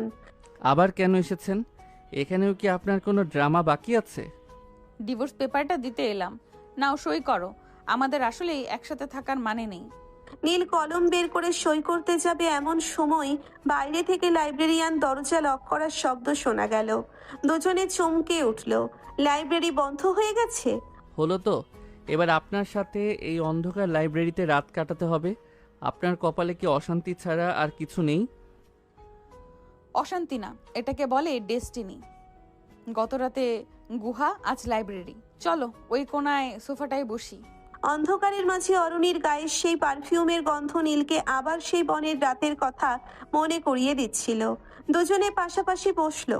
কেউ কারো দিকে তাকাচ্ছে না, কিন্তু হার্টবিট স্পষ্ট শোনা যাচ্ছে। ঘৃণা করি না, ভয় পাই। আপনার লাইফস্টাইল, আপনার ইগো, সব কিছু আমাকে দম বন্ধ করে দেয়। আমি সাধারণ একটা ছেলে। আমার কাছে জীবন মানে মেকানিক গিরি আর দুবেলা ডাল ভাত। নীল, তুমি আমাকে এত ঘৃণা করো কেন? আর আমার কাছে জীবনের মানে একটা বড় খাঁচা। সবাই আমাকে চৌধুরী ভিলের উত্তরাধিকারী হিসেবে দেখে, কেউ মানুষ হিসেবে দেখে না। শুধু তুমিই আমাকে ধমক দেওয়ার সাহস পেয়েছো। কথা বলতে বলতে অরুণী নীলের হাতের উপর নিজের হাত রাখলো। নীল এবার হাত সরিয়ে নিল না। অন্ধকারে সেই নিস্তব্ধতায় তাদের শরীরের উষ্ণতা আবার বাড়তে লাগলো। কোনো অনুভূতি ছাড়াই স্রেফ শারীরিক আকর্ষণে নীল অরুণীকে নিজের কাছে টেনে নিল। অরুণীও বাধা দিল না। লাইব্রেরির সেই ঠান্ডা মেঝেতে পুরনো বইয়ের স্তূপের মাঝে তারা আবার একে অপরের মাঝে বিলীন হয়ে গেল। প্রতিটি ছোঁয়া ছিল জেদ আর উত্তেজনার মিশ্রণ। দীর্ঘ সময় ধরে চলা সেই শারীরিক নিবিড়তা তাদের আবার বুঝিয়ে দিল যে তারা একে অপরকে যতই অস্বীকার করুক, শরীরের টান তারা উপেক্ষা করতে পারবে না। সকালে লাইব্রেরিয়ান দরজা খুলতেই নীল আর অরুণী আলাদা হয়ে বেরিয়ে এলো। করিডোরে এসেই নীল আবার সেই গম্ভীর হয়ে গেল। কালকের ওটাকেও একটা ভুল হিসেবে ধরে নিন। আমি আপনার ডিভোর্স পেপারে সই করে দিয়েছি, ওটা নিয়ে আপনি চলে যান। আমিও সই করে দেব, তবে মনে রেখো নীল, তুমি আমাকে যতবার ভুল বলবে, তুমি ততবার নিজেকেই ছোট করবে। আমার কেন যেন মনে হচ্ছে আমাদের কিছু একটা কানেকশন আছে। না হলে কেন তোমার কাছে আসবো? তুমি বা কেন কাছে টেনে নেবে? কিছু নেই। নীল শক্তভাবে কথা বলে হনহন করে হেঁটে ক্লাসে চলে গেল। অরুণী করিডোরে দাঁড়িয়ে রইল। কারো প্রতি কারো কোনো মায়া নেই, কোনো ভালোবাসা নেই। তাহলে কি আছে? আছে শুধু এক অদ্ভুত তৃষ্ণা আর ইগোর লড়াই। নীল আর অরুণীর লাইব্রেরির কাণ্ডের পর ক্যাম্পাসে বাতাস যেন বারুদ হয়ে আছে। নীল এখন নিজেকে আড়ালে রাখার আপ্রাণ চেষ্টা করছে, কিন্তু অরুণীর উপস্থিতি যেন উচ্চ ভোল্টেজের বিদ্যুৎ, যেখানে যায় সেখানেই একটা শক দিয়ে যায়। নীল ভাবছে ডিভোর্স দিয়ে মুক্তি পাবে, আর অরুণী ভাবছে এই জুনিয়রকে দিয়ে আর কতবার সার্কাস করানো যায়। ঠিক এই সময়েই কলেজে এন্ট্রি দিল এক নতুন চরিত্র, যা নীলের শান্ত জীবনে রীতিমতো দাবানল জ্বালিয়ে দিল। সকালবেলা নীল ক্যান্টিনে বসে এক কোনায় অখাদ্য ঠান্ডা সিঙ্গারা চিবোচ্ছিল। পায়ে ব্যান্ডেজটা এখনো আছে, তবে ব্যথা কমেছে। ঠিক তখনই পুরো কলেজের মেয়েদের মাঝে একটা শোরগোল পড়ে গেল। করিডোর দিয়ে মেয়েরা দৌড়চ্ছে যেন শাহরুখ খান কলেজে এসেছে। নীল উকি দিয়ে দেখলো গেটের সামনে একটা চকচকে লাল রঙের লেক্সাস এসে থামলো। গাড়ি থেকে নামলো 6 ফুট লম্বা জিম করা বডির এক তরুণ। পরনে ব্র্যান্ডেড স্যুট, চোখে দামি সানগ্লাস, আর চুলে এত জেল যে মাছি বসলে পা পিছলে পড়ে যাবে। আরে নীল, দেখ, এ তো আরিয়ান, অরণি আপুর বাবার পরম মিত্র চৌধুরী আঙ্কেলের ছেলে। লন্ডন থেকে MBA করে ফিরেছে। ক্যাম্পাসে গুজব ছড়িয়েছে অরণি আপুর সাথে ওর নাকি এঙ্গেজমেন্ট ঠিক হয়ে আছে। নীলের গলার ভেতর সিঙ্গারার টুকরো আটকে যাওয়ার দশা। সে কোনো মতে পানি খেয়ে বিষম খেতে খেতে মনে মনে বলল, এঙ্গেজমেন্ট? ওরে ভাই, আলহামদুলিল্লাহ। ওই ডাইনিকে বিদায় করার জন্য শেষ পর্যন্ত একজন উপযুক্ত গাধা পাওয়া গেছে। লন্ডন রিটার্নড গাধা। যাক, আমার ডিভোর্স পেপার এবার তাড়াতাড়ি সই হবে। কিন্তু আবার যে বলল তার বাবা চায় তার সাথে সংসার করি। কিন্তু নীলের স্বস্তি বেশিক্ষণ টিকলো না। আরিয়ান একগুচ্ছ লাল গোলাপ নিয়ে সোজা অরুণীর কাছে গেল। অরুণীও যেন নীলকে জ্বালানোর জন্যেই আরিয়ানের সাথে খুব বেশি হাসাহাসি শুরু করলো, এবং আরিয়ানের বাহু জড়িয়ে ধরে ক্যান্টিনের দিকেই আসতে লাগলো। অরুণী আর আরিয়ান ক্যান্টিনে ঢুকে ঠিক নীলের পাশের টেবিলটাতে বসলো। অরুণী আজ যেন একটু বেশি গ্ল্যামারাস সেজেছে, যা নীলের চোখে খচখচ করছিল। হাই নীলু, এই যে আরিয়ানের সাথে পরিচয় করে নাও। আরিয়ান, ও হলো নীল, আমার খুব স্পেশাল এক জুনিয়র। ও আমাকে মাঝে মধ্যে বনের জঙ্গলি গল্প শোনায়। ও খুব ভালো গল্পকার, জানো। আরিয়ান নীলের দিকে এমন ভাবে তাকালো যেন নীল একটা রাস্তার ধুলো। ওহ হাই লিটল বয়, অরণি বলছিল তুমি নাকি ওকে একবার জঙ্গল থেকে উদ্ধার করেছিলে। আই মিন, ও পথ হারিয়েছিল আর তুমি লিফট দিয়েছিলে। গুড জব, এই নাও কিছু টিপস। আরিয়ান পকেট থেকে একটা চকচকে 500 টাকার নোট বের করে তাচ্ছিল্যের সাথে নীলের সামনে রাখলো। নীলের কান দিয়ে তখন গরম ধোঁয়া বেরুচ্ছে। সে নোটটা হাতে নিয়ে দাঁত বের করে হাসলো। ধন্যবাদ স্যার, টিপসটা পেয়ে খুব উপকার হলো। তবে আরিয়ান ভাই, 500 টাকায় তো হবে না। আপনার হবু বউকে বনের কুড়ে ঘরে এক রাত পাহারা দিতে আমার যা মেহনত হয়েছে, তাতে তো এই টাকায় শুধু ওনার মেকআপের একটা তুলিও হবে না। আচ্ছা আরিয়ান ভাই, আপনার কি আইডিয়া আছে কুড়ে ঘরের বাসর কেমন হয়? ওই যে বাঁশের মাচায় যখন ক্যাচ ক্যাচ শব্দ হয় আর জঙ্গলিরা নিচে ঢোল বাজায়। উফ, অরণি আপু তো ভয়ে আমার শার্টের কলারই ছিঁড়ে ফেলেছিলেন। আপনার এই দামি স্যুটের হাতা যেন আবার ছিঁড়ে না যায়, খেয়াল রাখবেন কিন্তু। আরিয়ানের মুখের হাসি মুহূর্তেই উধাও। সে বড় বড় চোখে অরুণীর দিকে তাকালো। অরুণী টেবিলের নিচে দিয়ে নীলের গায়ে কষিয়ে এক লাথি মারলো। নীল যন্ত্রণায় কোকিয়ে উঠলেও হাসি থামালো না। এইসব কি বলছে এই ছেলেটা? আরে ও পাগল, মাথা নষ্ট, জানো না তো ওর কথা। চলো আমরা একটু অন্য পাশে বসি। আরিয়ান আর অরুণী উঠে চলে গেল।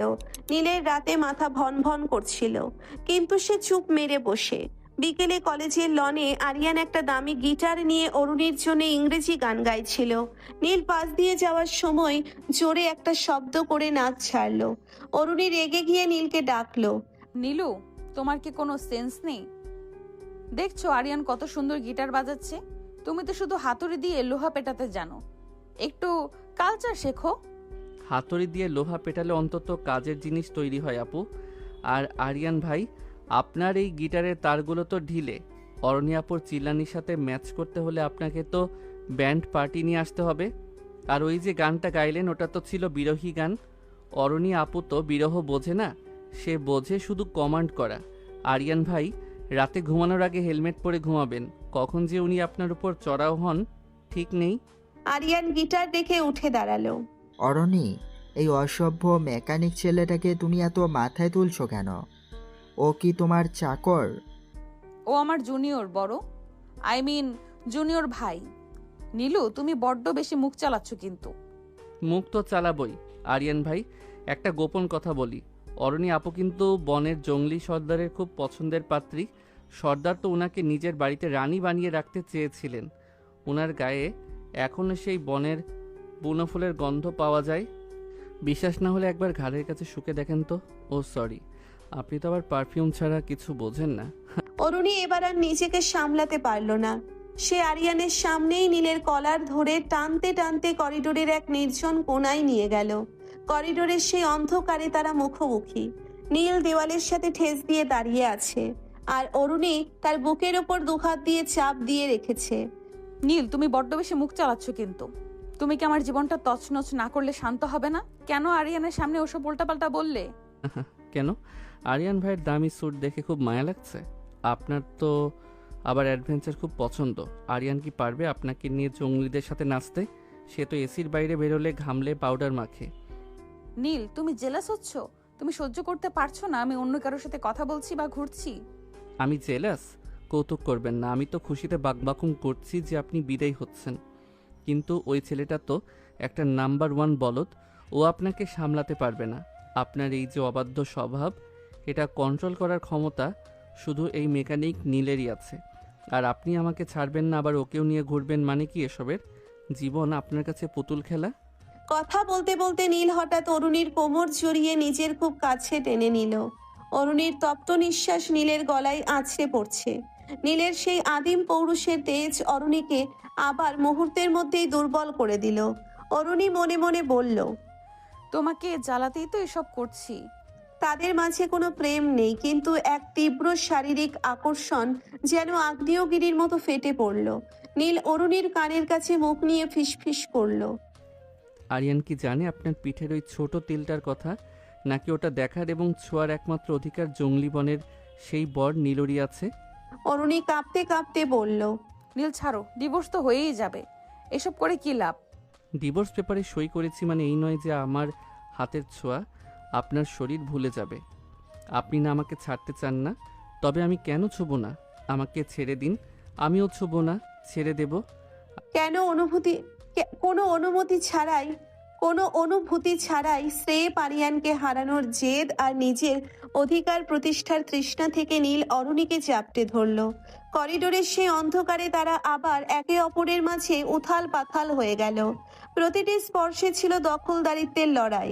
নীল যেন আজ অরুণীকে বুঝিয়ে দিল যে সে যত বড়লোকের মেয়েই হোক না কেন, নীলের ছোঁয়ায় সে আজও সেই বনের অদম্য মেয়েটাই রয়ে গেছে। দীর্ঘক্ষণ ধরে চলা শারীরিক ঘনিষ্ঠতার শেষে নীল অরুণীকে ছেড়ে দিয়ে নিজের শার্টের কলার ঠিক করলো। পরদিন সকালে অরুণী ক্লাসে এলো, কিন্তু তার চোখে মুখে কাল রাতের সেই রেশ স্পষ্ট। আরিয়ান আবার ফুল নিয়ে ক্যান্টিনের সামনে দাঁড়িয়েছিল। নীল পাশ দিয়ে যাওয়ার সময় আরিয়ানকে একটা জোরে ধাক্কা দিয়ে চলে গেল। আরে আরিয়ান ভাই, সাবধানে। আপনার হাত থেকে তো ফুলগুলো নর্দমায় পড়ে গেল। আসলে কি জানেন, কিছু ফুল শুধু বাগানেই সুন্দর লাগে, কারো হাতে গেলেই শুকিয়ে যায়। বিশেষ করে যে ফুল অলরেডি অন্য কেউ পেরে গন্ধ নিয়ে নিয়েছে, সেটা দিয়ে আর পূজা হয় না ভাই। আরিয়ান কিছু বুঝতে না পেরে বোকার মতো দাঁড়িয়ে রইল। অরুণী দূর থেকে নীলের দিকে তাকিয়ে একটা রহস্যময় হাসি দিল। সে বুঝতে পারছে নীল মুখে যতই ডিভোর্সের কথা বলুক, সে অরুণীকে এত সহজে অন্য কারো হাতে ছাড়বে না। অরুণী নীলের কাছে আসলো। নীলু, কাল বিকেলে আমাদের বাড়িতে এসো। ড্যাডি তোমাকে ডেকেছেন, ডিভোর্স পেপার নিয়ে ফাইনাল কথা হবে। যাবো আপু, তবে ড্যাডিকে বলবেন আমি ডিভোর্সের বদলে মুক্তিপণ হিসেবে ওনার মেয়েকে সারা জীবনের জন্য কিডন্যাপ করে রেখে দিতে পারি। একদম ফ্রি সার্ভিস। পুরো কলেজ স্তব্ধ হয়ে গেল নীলের এই দুঃসাহস দেখে। অরুণী হাসতে হাসতে অডিতে উঠে চলে গেল। সবাই কানাঘোষা করছে। এরা কি বয়ফ্রেন্ড গার্লফ্রেন্ড না হাজবেন্ড ওয়াইফ? কি বলে এরা এসব? কেন হবে না? আমাদের নীল কম নাকি? সত্যি কি ওদের মাঝে কিছু আছে? নীল মনে মনে হাসলো। ঝগড়া, পচানি আর এই বিচিত্র দৈহিক আকর্ষণের মাঝে জীবনটা আসলেও দারুণ অ্যাডভেঞ্চার হয়ে উঠেছে। চৌধুরী ভিলার বিশাল গেটের সামনে দাঁড়িয়ে নীল নিজের লাল শার্টের কলারটা একবার ঠিক করে নিল। পকেটে সেই ভাঁজ করা ডিভোর্স পেপার। নীল ভাবলো আজই সব শেষ, আজই মুক্তি। কিন্তু সে জানতো না চৌধুরী ভিলার অন্দর মহলে তার জন্য ডিভোর্সের বদলে এক বিশাল ফাঁদ পেতে রাখা হয়েছে। নীলকে ড্রয়িং রুমে বসিয়ে রাখা হয়েছে। অরুণীর বাবা চৌধুরী সাহেব গম্ভীর মুখে নীলকে দেখছেন। নীল, আমি তখন রেগে তোমার সাথে খারাপ আচরণ করছি আর শ্যুট করেছি। I am sorry. অর্ণি বলে যে তুমি নাকি খুব ভালো ছেলে, জঙ্গল থেকে ওকে উদ্ধার করছো। আরিয়ান আমাদের পার্টনারের ছেলে, ওর সাথে অর্ণির বিয়ে ঠিক। কিন্তু আরিয়ানের একটা সত্য, অন্যকে 1 মাস সংসারের সব কাজ শিখতে হবে। আর আমি চাই তুমি এখানেই থাকবে আমাদের গেস্ট হিসেবে, যাতে অন্য তোমার কাছ থেকে কিছু ভদ্রতা শিখতে পারে। সংসারের কাজ তোমার যে ভালো কে জানবে? তোমরা তো মধ্যবিত্ত, অন্যের তো মা নেই। নীল হাঁ করে তাকিয়ে রইল। ডিভোর্সের বদলে এটা কি? ঠিক মানে আমি এখানে থেকে ওনাকে ট্রেনিং দেব? আমি মেকানিক মানুষ স্যার, আমি তো লোহা পেটাই। ঠিক তখনই অরুণী সিঁড়ি দিয়ে নেমে এলো। তার পরনে একটা ছোট্ট স্কার্ট আর টপ। সে নীলের দিকে তাকিয়ে বাঁকা হাসলো। আরে নীলু, এসো এসো, ড্যাডি একদম ঠিক বলেছে। তুমি তো জঙ্গল বিশেষজ্ঞ। এই 1 মাস তুমি আমাকে সার্ভিস দেবে, যেমন আমার ঘর গোছানো, আমার কুকুরের যত্ন নেওয়া, আর হ্যাঁ, আমাকে খুশি রাখা। নীল বুঝতে পারলো সে ফেঁসে গেছে। সে বিড়বিড় করলো। ডিভোর্স পেপারটাকে এখন টয়লেট পেপার হিসেবে ব্যবহার করব? অরুণী চোখ টিপে বলল, হ্যাঁ, কারণ তোমাকে এত সহজে ছাড়ছি না। আর তুমি জোর করে গেলে জেলে যেতে পারবে, আর কোথাও না। হায় রে কপাল, জীবনটা আসলেই সার্কাস হয়ে গেল। পরদিন সকাল থেকেই অরুণী তার রূপ দেখালো। সে নীলকে ডেকে পাঠালো তার বেডরুমে। নীলু, আমার কফিটা খুব তেতো হয়েছে, নাও নিজের হাতে মেকানিজ করে একটা মিষ্টি কফি বানিয়ে আনো। আমি আপনার চাকর নই অরণি আপু। চাকর নাও, কিন্তু ট্রেনার তো। আর শোনো, ওই ড্রয়ারে ডিভোর্স পেপারটা আছে না, ওটা কিন্তু আমার ড্যাডির হাতে চলে যেতে পারে যদি তুমি ঠিকমতো কাজ না করো। বারবার ডিভোর্সের ভয় দেখাবেন না, ডিভোর্স তো আমিই দেব। কিন্তু ডিভোর্স হলেই জেল, মনে নেই? নীল দাঁত কিরমির করে কফি বানাতে গেল। অরুণী তাকে দিয়ে সারা বাগান পরিষ্কার করালো। এমনকি অরুণীর দামি অডির গাড়িটা ধোয়ানোর দায়িত্বও পড়লো নীলের ওপর। নীল যখন গাড়ি মুছছিল, অরুণী উপরের বারান্দা থেকে পাইপ দিয়ে নীলের ওপর পানি ছিটিয়ে দিল। এসব কি হচ্ছে? আরে তুমি তো রোমিও, একটু বৃষ্টিতে ভিজলে তোমাকে আরো কিউট লাগে। আরিয়ান দেখলে তো হিংসায় জ্বলে যাবে। কি সব যে বলেই মেয়ে, পাগল একটা। বিকেলে আরিয়ান চৌধুরী ভিলাই এলো। সে নীলকে এখানে দেখে অবাক এবং ক্ষিপ্ত। এই মেকানিকটা এখানে কি করছে? অরুণী হঠাৎ সোফায় ধপাস করে বসে পড়ল। তার মুখে এক বিচিত্র নাটকীয় ভাব। সে পেটে হাত দিয়ে আরিয়ানের দিকে তাকালো। আরিয়ান, আমাদের বিয়েটা মনে হয় হবে না। আমি একটা রিপোর্ট পেয়েছি, আসলে I think I am pregnant. পুরো ঘরে যেন বজ্রপাত হলো। আরিয়ান স্থবির হয়ে গেল। চৌধুরী সাহেব চশমা খুলে ফেললেন। আর নীলের হাতের পানির গ্লাস ফ্লোরে পড়ে চূর্ণ বিচূর্ণ হয়ে গেল। প্রেগনেন্ট? কি বলছেন এসব? কার কার বাচ্চা? অরুণী নীলের দিকে আঙ্গুল তুলে, জঙ্গলে সেই রাতের কথা ভুলে গেলে নীলু? কুড়ে ঘরের সেই বাসর? আমি তো তোমার জন্য আরিয়ানকে ধোকা দিতে পারছি না। আরিয়ান চিৎকার করে উঠল। This is disgusting. অরণি, তুমি এই নোংরা মেকানিকের বাচ্চার মা হতে চলেছ? সি, আমি এই বিয়ে ভেঙে দিলাম। আরিয়ান ঝড়ের বেগে ঘর থেকে বেরিয়ে গেল। চৌধুরী সাহেবও রাগে কাঁপতে কাঁপতে নিজের ঘরে চলে গেলেন। নীল তখন ঘামছে। সে অরুণীর সামনে গিয়ে থরথর করে কাঁপতে লাগলো। আপনি কি পাগল? এসব কি বললেন? বনের সেই রাতে তো আপনি বলেছিলেন আপনার কোনো অনুভূতি নেই। এখন আপনি আমাকে জেলের ভাত খাওয়াবেন? সত্যি কি বাচ্চা আছে? অরুণী হঠাৎ খিলখিল করে হাসতে শুরু করলো। সে ব্যাগ থেকে একটা কাগজ বের করে নীলের মুখের সামনে ধরলো। শান্ত হও বাবা, এটা দেখো। নীল দেখলো ওটা একটা রিপোর্ট, কিন্তু হাতে লেখা গ্যাস্ট্রাইটিস অ্যান্ড অ্যাসিডিটি। বোকা, ওটা ছিল গ্যাস্ট্রিকের রিপোর্ট।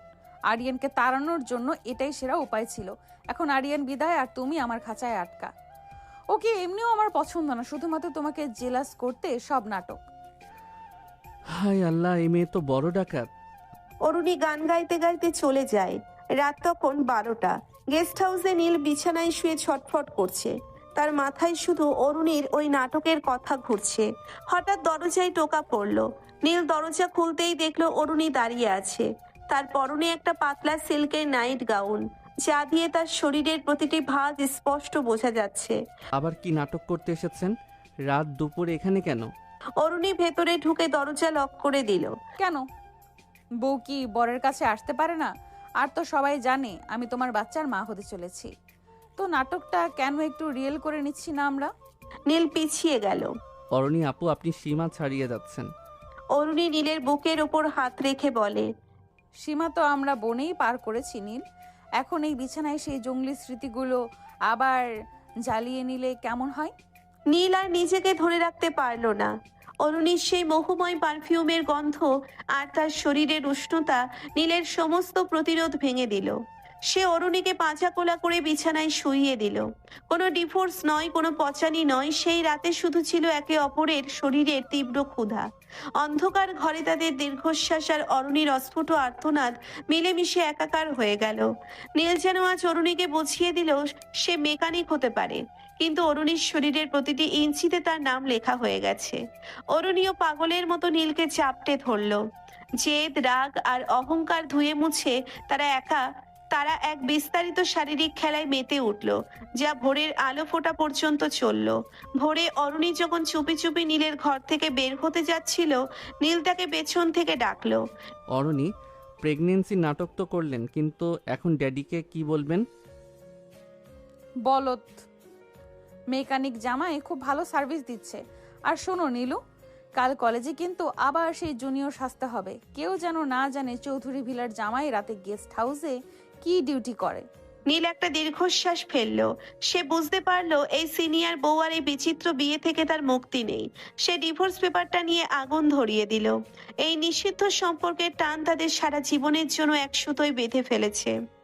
চৌধুরী ভিলার সেই রুদ্ধশ্বাস নাটক আর প্রেগনেন্সির ভুয়া রিপোর্টের পর নীল ভেবেছিল জীবনটা বোধহয় একটু শান্ত হবে। কিন্তু অরুণী চৌধুরী যার জীবনে আছে তার কপালে শান্তি যে নেই, সেটা নীল হাড় হাড় করে টের পাচ্ছিল।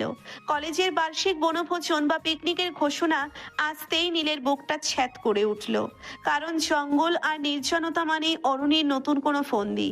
সকালবেলা কলেজের 3টি বিশাল বাস পাহাড়ি এলাকার উদ্দেশ্যে রওনা দিল।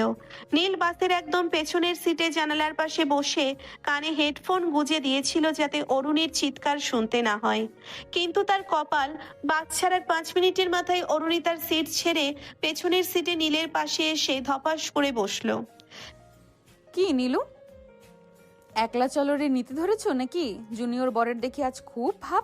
নীল হেডফোন খুলে, আপু দোহাই আপনার, বাসে আপনার ব্যাচের সব বড় লোকরা আছে, এখানে অন্তত আমাকে একটু শান্তিতে থাকতে দিন। আপনার আরিয়ান তো অন্য বাসে, ওখানে গিয়ে রোমান্স করুন না। আরিয়ান তো এখন আমার নাম শুনলে পাতনা পায়খানা শুরু করে। ওই যে তোমার বাচ্চার মা হওয়ার গল্পটা ও বিশ্বাস করে লন্ডন পালিয়ে যাওয়ার টিকিট কাটছে। এখন তো তুমি আমার একমাত্র ভরসা। চুপ করুন, কেউ শুনে ফেললে আমার ক্যারিয়ার শেষ। আপনার তো ড্যাডি আছে, আমার শুধু লোহা লক্কর আছে। বাসের যাত্রীরা দেখলো অরুণী নীলকে নিয়ে হাসাহাসি করছে। নীল শুধু দাঁত কিরমির করছিল। পাহাড়ের আঁকাবাঁকা পথে বাস যখন উপরে উঠছিল, অরুণী ইচ্ছে করে নীলের উপর ঢলে পড়ছিল। উফ নীলু, পাহাড় দেখে আমার কেমন জানি বোনের সেই রাতের কথা মনে পড়ছে। আর তোমার কি মনে পড়ছে না? আমার শুধু মনে পড়ছে আপনার ওই পচা ডিভোর্স পেপারটার কথা। সুযোগ পেলেই আমি ওটা আবার প্রিন্ট করব। অত সোজা না। হ্যাঁ, বনভোজনের স্পটে পৌঁছানোর পর সবাই যখন গান বাজনা আর রান্নায় ব্যস্ত, অরুণী নীলকে ইশারায় ডাকলো। নীল, ওই ঝর্ণাটার ওপাশে একটা গুহা আছে শুনেছি, চলো দেখে আসি।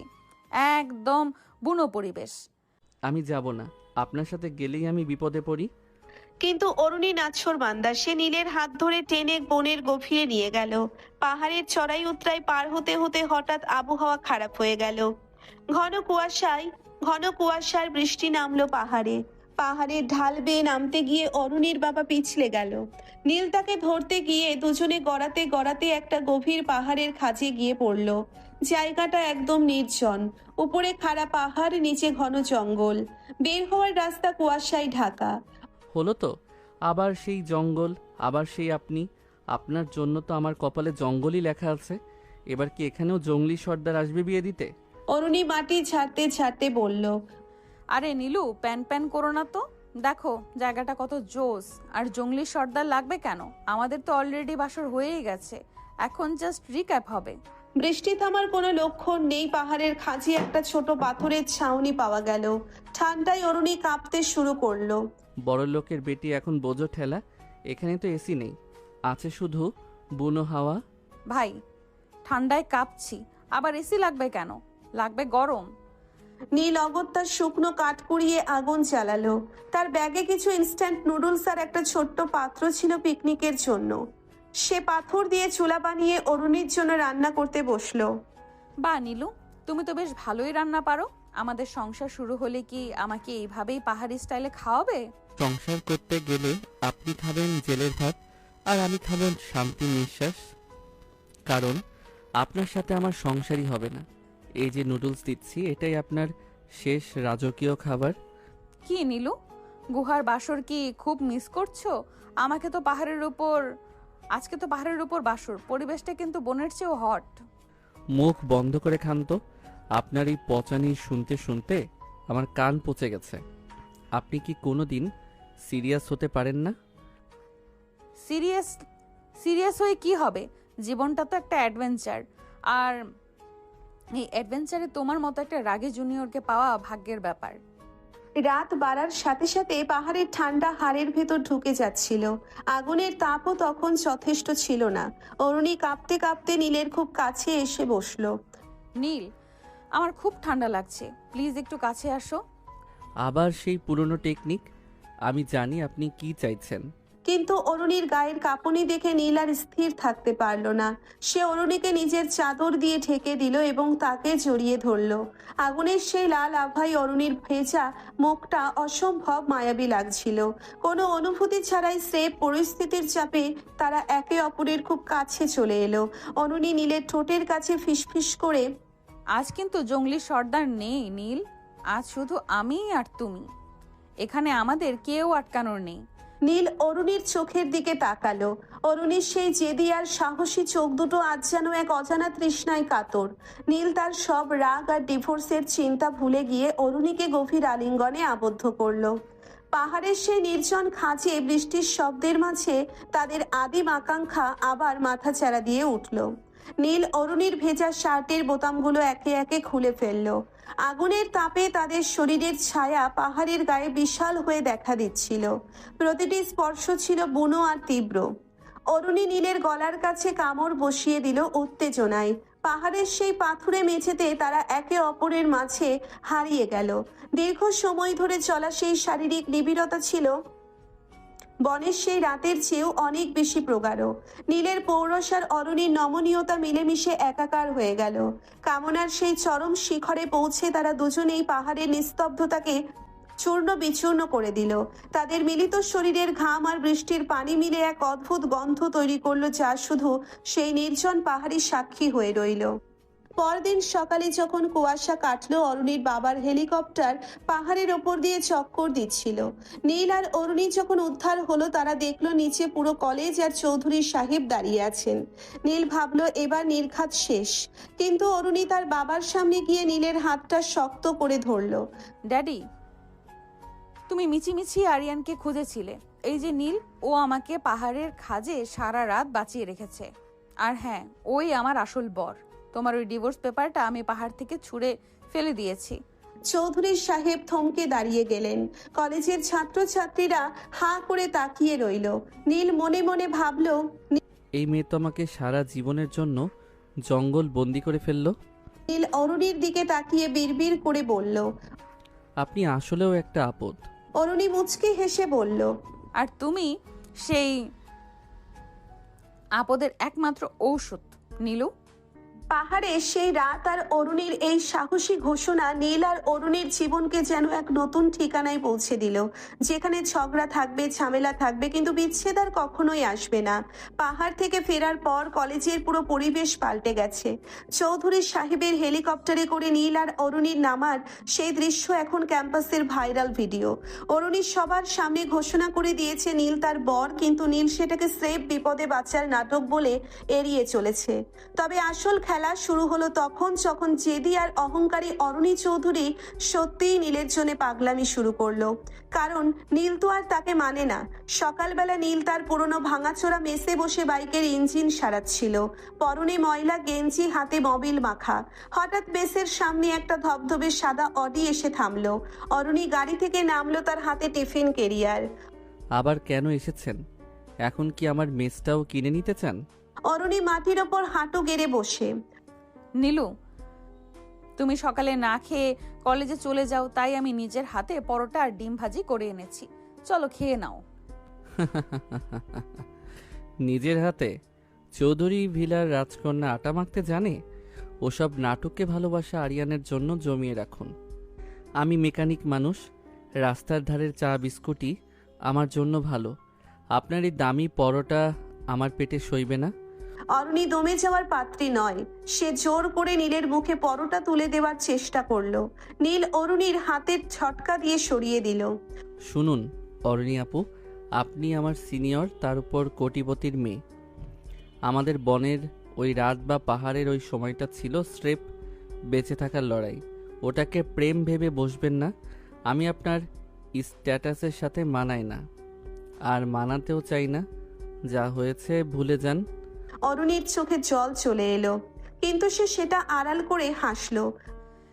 জেদ তোমার ভালোই নীলু, কিন্তু আমার জেদ তোমার চেয়েও বেশি। আজ না মানলেও একদিন মানবে তুমি আমার। আমি হাল ছাড়বো না। যান যান, আমরা মধ্যবিত্তরা আপনার হাতের মোয়ানা। আসছে। কলেজে তখন অরুণী চৌধুরীর নতুন রূপ দেখলো সবাই। যে মেয়ে ক্লাসে আসতো না, সে এখন নীলের ক্লাসের বাইরে দাঁড়িয়ে থাকে। নীল ক্যান্টিনে গেলে সে আগে গিয়ে টেবিল পরিষ্কার করে রাখে। দোস্ত, অরণি আপু তো তোর জন্য পুরো পাগল। উনি আজ তোর জন্য ল্যাপটপ নিয়ে এসেছেন, কারণ তোরটা নাকি ভেঙে গেছে। নীল ক্যান্টিনে গিয়ে দেখলো অরুণী তার বন্ধুদের মাঝে বসে আছে। এসব কি অরণি আপু? আমি কি ভিক্ষুক যে আপনি আমাকে ল্যাপটপ দান করছেন? এটা দান নয় নীলু, এটা গিফট। তুমি পড়াশোনা করবে। আপনার ওই টাকাওয়ালা দম্ভটা পকেটে রাখুন। আমি গরিব হতে পারি, কিন্তু অন্যের দয়ায় চলার মতো ছোটলোক হইনি। আর শোনো, আমাকে নীলু বলে ডাকবে না। আমি তোমার চাকর নই। নীল সবার সামনে ল্যাপটপের বক্সটা ঠেলে ফেলে দিয়ে চলে গেল। অরুণী অপমানে লাল হয়ে গেল, কিন্তু সে হাল ছাড়লো না। সে বুঝতে পারলো নীল তাকে বড়লোক আর জেদি মনে করে ঘৃণা করছে। এক রাতে তুমুল বৃষ্টি হচ্ছে। নীল তার মেসের জানালা দিয়ে দেখলো মেসের গেটের সামনে একটা ছাতা নিয়ে দাঁড়িয়ে আছে অরুণী। সে কাঁপছে, কিন্তু নড়ছে না। নীল ভাবলো কিছুক্ষণ পর চলে যাবে, কিন্তু 2 ঘন্টা পার হয়ে গেল। নীল ছাতা নিয়ে নিচে নেমে এলো। পাগলামি বন্ধ করুন অরণি। অসুখ করলে আপনার ড্যাডি এসে আমার মেস পুড়িয়ে দেবে। যান এখান থেকে। যাব না, যতক্ষণ তুমি বলবে না যে তুমি আমাকে ঘৃণা করো না, ততক্ষণ আমি সরবো না। ঘৃণা করি না, কিন্তু আপনাকে পাত্তা দেওয়ার মতো সময়ও আমার নেই। আপনার জগৎ আর আমার জগৎ আলাদা। আপনি হলেন আকাশ আর আমি ড্রেনের জল। আকাশ আর জল কখনো এক হয় না। অরুণী নীলের ভেজা গেঞ্জিটা খামছে ধরে। কিন্তু ওই ড্রেনের জলই তো বাষ্প হয়ে আকাশে যায় নীল। কেন তুমি নিজেকে ছোট করছো? পনের সেই রাতে তো তুমি আমাকে নিজের করে নিয়েছিলে। তখন কি আমি বড়লোক ছিলাম না? নীল চুপ হয়ে গেল। অরুণীর ভেজা শরীর আর করুণ চাহনি তাকে দুর্বল করে দিচ্ছে, কিন্তু সে তার ইগো ছাড়লো না। সে অরুণীকে ধাক্কা দিয়ে রিকশায় তুলে দিল। আরেকবার যদি আমার ম্যাসের সামনে দেখি, তবে আমি এই শহর ছেড়ে চলে যাব। অরুণীর চোখে জল। সে কিছু বলল না, কেবল ফ্যালফ্যাল করে তাকালো, তারপর দীর্ঘশ্বাস ফেলে চলে গেল। পরদিন কলেজে অরুণী আর নীলের সাথে কথা বলল না, কিন্তু সে নীলের লাইব্রেরির টেবিলে একটা চিরকুট রেখে গেল। আজ বিকেলে অডিটোরিয়ামের পেছনে এসো, শেষবার কিছু বলবো, না এলে আমি ছাদ থেকে লাফ দেব। এই মেয়ে তো পুরো সাইকো। নীল বাধ্য হয়ে গেল। অডিটোরিয়ামের পেছনে নিরিবিলি জায়গায় অরুণী দাঁড়িয়েছিল, তার চোখে মুখে এক শূন্যতা। নীল, আমি সব ছেড়ে দিতে রাজি। ড্যাডির সম্পত্তি, এই গাড়ি, এই আভিজাত্য, সব। তুমি কি আমাকে তোমার ওই মেসের ছোট্ট ঘরে জায়গা দেবে? পারবেন না। আপনি এসি ছাড়া ঘুমাতে পারেন না। দুদিন পর আপনার মনে হবে নীল একটা মেকানিক আর আপনি রাজকন্যা। তখন আমার ইজ্জত নিয়ে টানাটানি করবেন। তার চেয়ে ভালো আপনি আপনার পথে যান। অরুণী নীলের খুব কাছে গিয়ে বলে, তুমি খুব পাথর নীল, কিন্তু এই পাথরের ভেতরেও যে আগুন আছে সেটা আমি জানি। সে আগুন আমি জ্বালাবো। অরুণী হঠাৎ নীলের ঠোঁটে নিচে ঠোঁট চেপে ধরলো। নীল প্রথমে বাধা দেওয়ার চেষ্টা করলো, কিন্তু অরুণীর সেই মরিয়া আক্রমণ আর শরীরের ঘ্রাণ তাকে পাগল করে তুলল। সে অরুণীকে দেওয়ালের সাথে চেপে ধরলো। কোনো প্রেম নয়, কোনো মায়া নয়, সেপ এক বন্য নেশা। সেই নির্জন অডিটোরিয়ামের পেছনে ধুলোবালি আর অন্ধকারের মাঝে তারা একে অপরের মাঝে হারিয়ে গেল। অরুণী যেন আজ নিজেকে বিলিয়ে দিয়ে প্রমাণ করতে চাইল সে নীলেরই। নীলও তার সমস্ত ঘৃণা আর ইগো ভুলে অরুণীর নমনীয় শরীরে নিজের চিহ্ন এঁকে দিল। দীর্ঘ সময় ধরে চলা সেই শারীরিক যুদ্ধে অরুণী জয়ী হলো, কারণ নীল পাত্তা না দেওয়ার ভান করলেও অরুণীর শরীরের প্রতিটি ইঞ্চিতে সে বারবার পরাজিত হচ্ছিল। রোম্যান্সের রেশ কাটতে না কাটতেই নীল আবার তার খোলসে ঢুকে গেল। সে নিজের শার্ট ঠিক করতে করতে বলল, এসব করে লাভ নেই অরণি। শরীর পাওয়া মানে মন পাওয়া নয়। আপনি জেদ করছেন আর আমি সেই জেদ ভাঙবই। মন তো তুমি বনেই দিয়ে দিয়েছো নীলু। মুখ ফসকে বলতে পারছো না, শুধু মুখ ফুটে বলতে পারছো না। কাল কলেজে দেখবো তোমার এই পাথুরে মন কতক্ষণ টিকে থাকে। নীল গটগট করে চলে গেল। অরুণী করিডোরে দাঁড়িয়ে মুচকি হাসলো। সে জানে নীল তাকে পাত্তা না দেওয়ার নাটক করলেও তার প্রতিটি শিরায় এখন অরুণীর ছোঁয়া লেগে আছে। কলেজের সবাই দেখবে এক বড়লোক সিনিয়রের প্রেমে কিভাবে এক মেকানিক জুনিয়র হাবুডুবু খেয়ে ইগো ধরে রাখে। অডিটোরিয়ামের পেছনের সেই তপ্ত মুহূর্তগুলো পার হওয়ার পর নীল যেন আরো বেশি পাথুরে হয়ে গেল। অরুণী ভেবেছিল শরীরে ঘনিষ্ঠতা হয়তো নীলের ইগোর দেওয়ালটা ভেঙে দেবে, কিন্তু ফলাফল হলো উল্টো। নীল নিজেকে আরো গুটিয়ে নিল। তার ভেতরে এক অদ্ভুত অপরাধ বোধ আর জেদ কাজ করতে শুরু করলো। সে কোনোভাবেই একজন অহংকারী বড়লোকের মেয়ের কাছে হার মানতে রাজি নয়।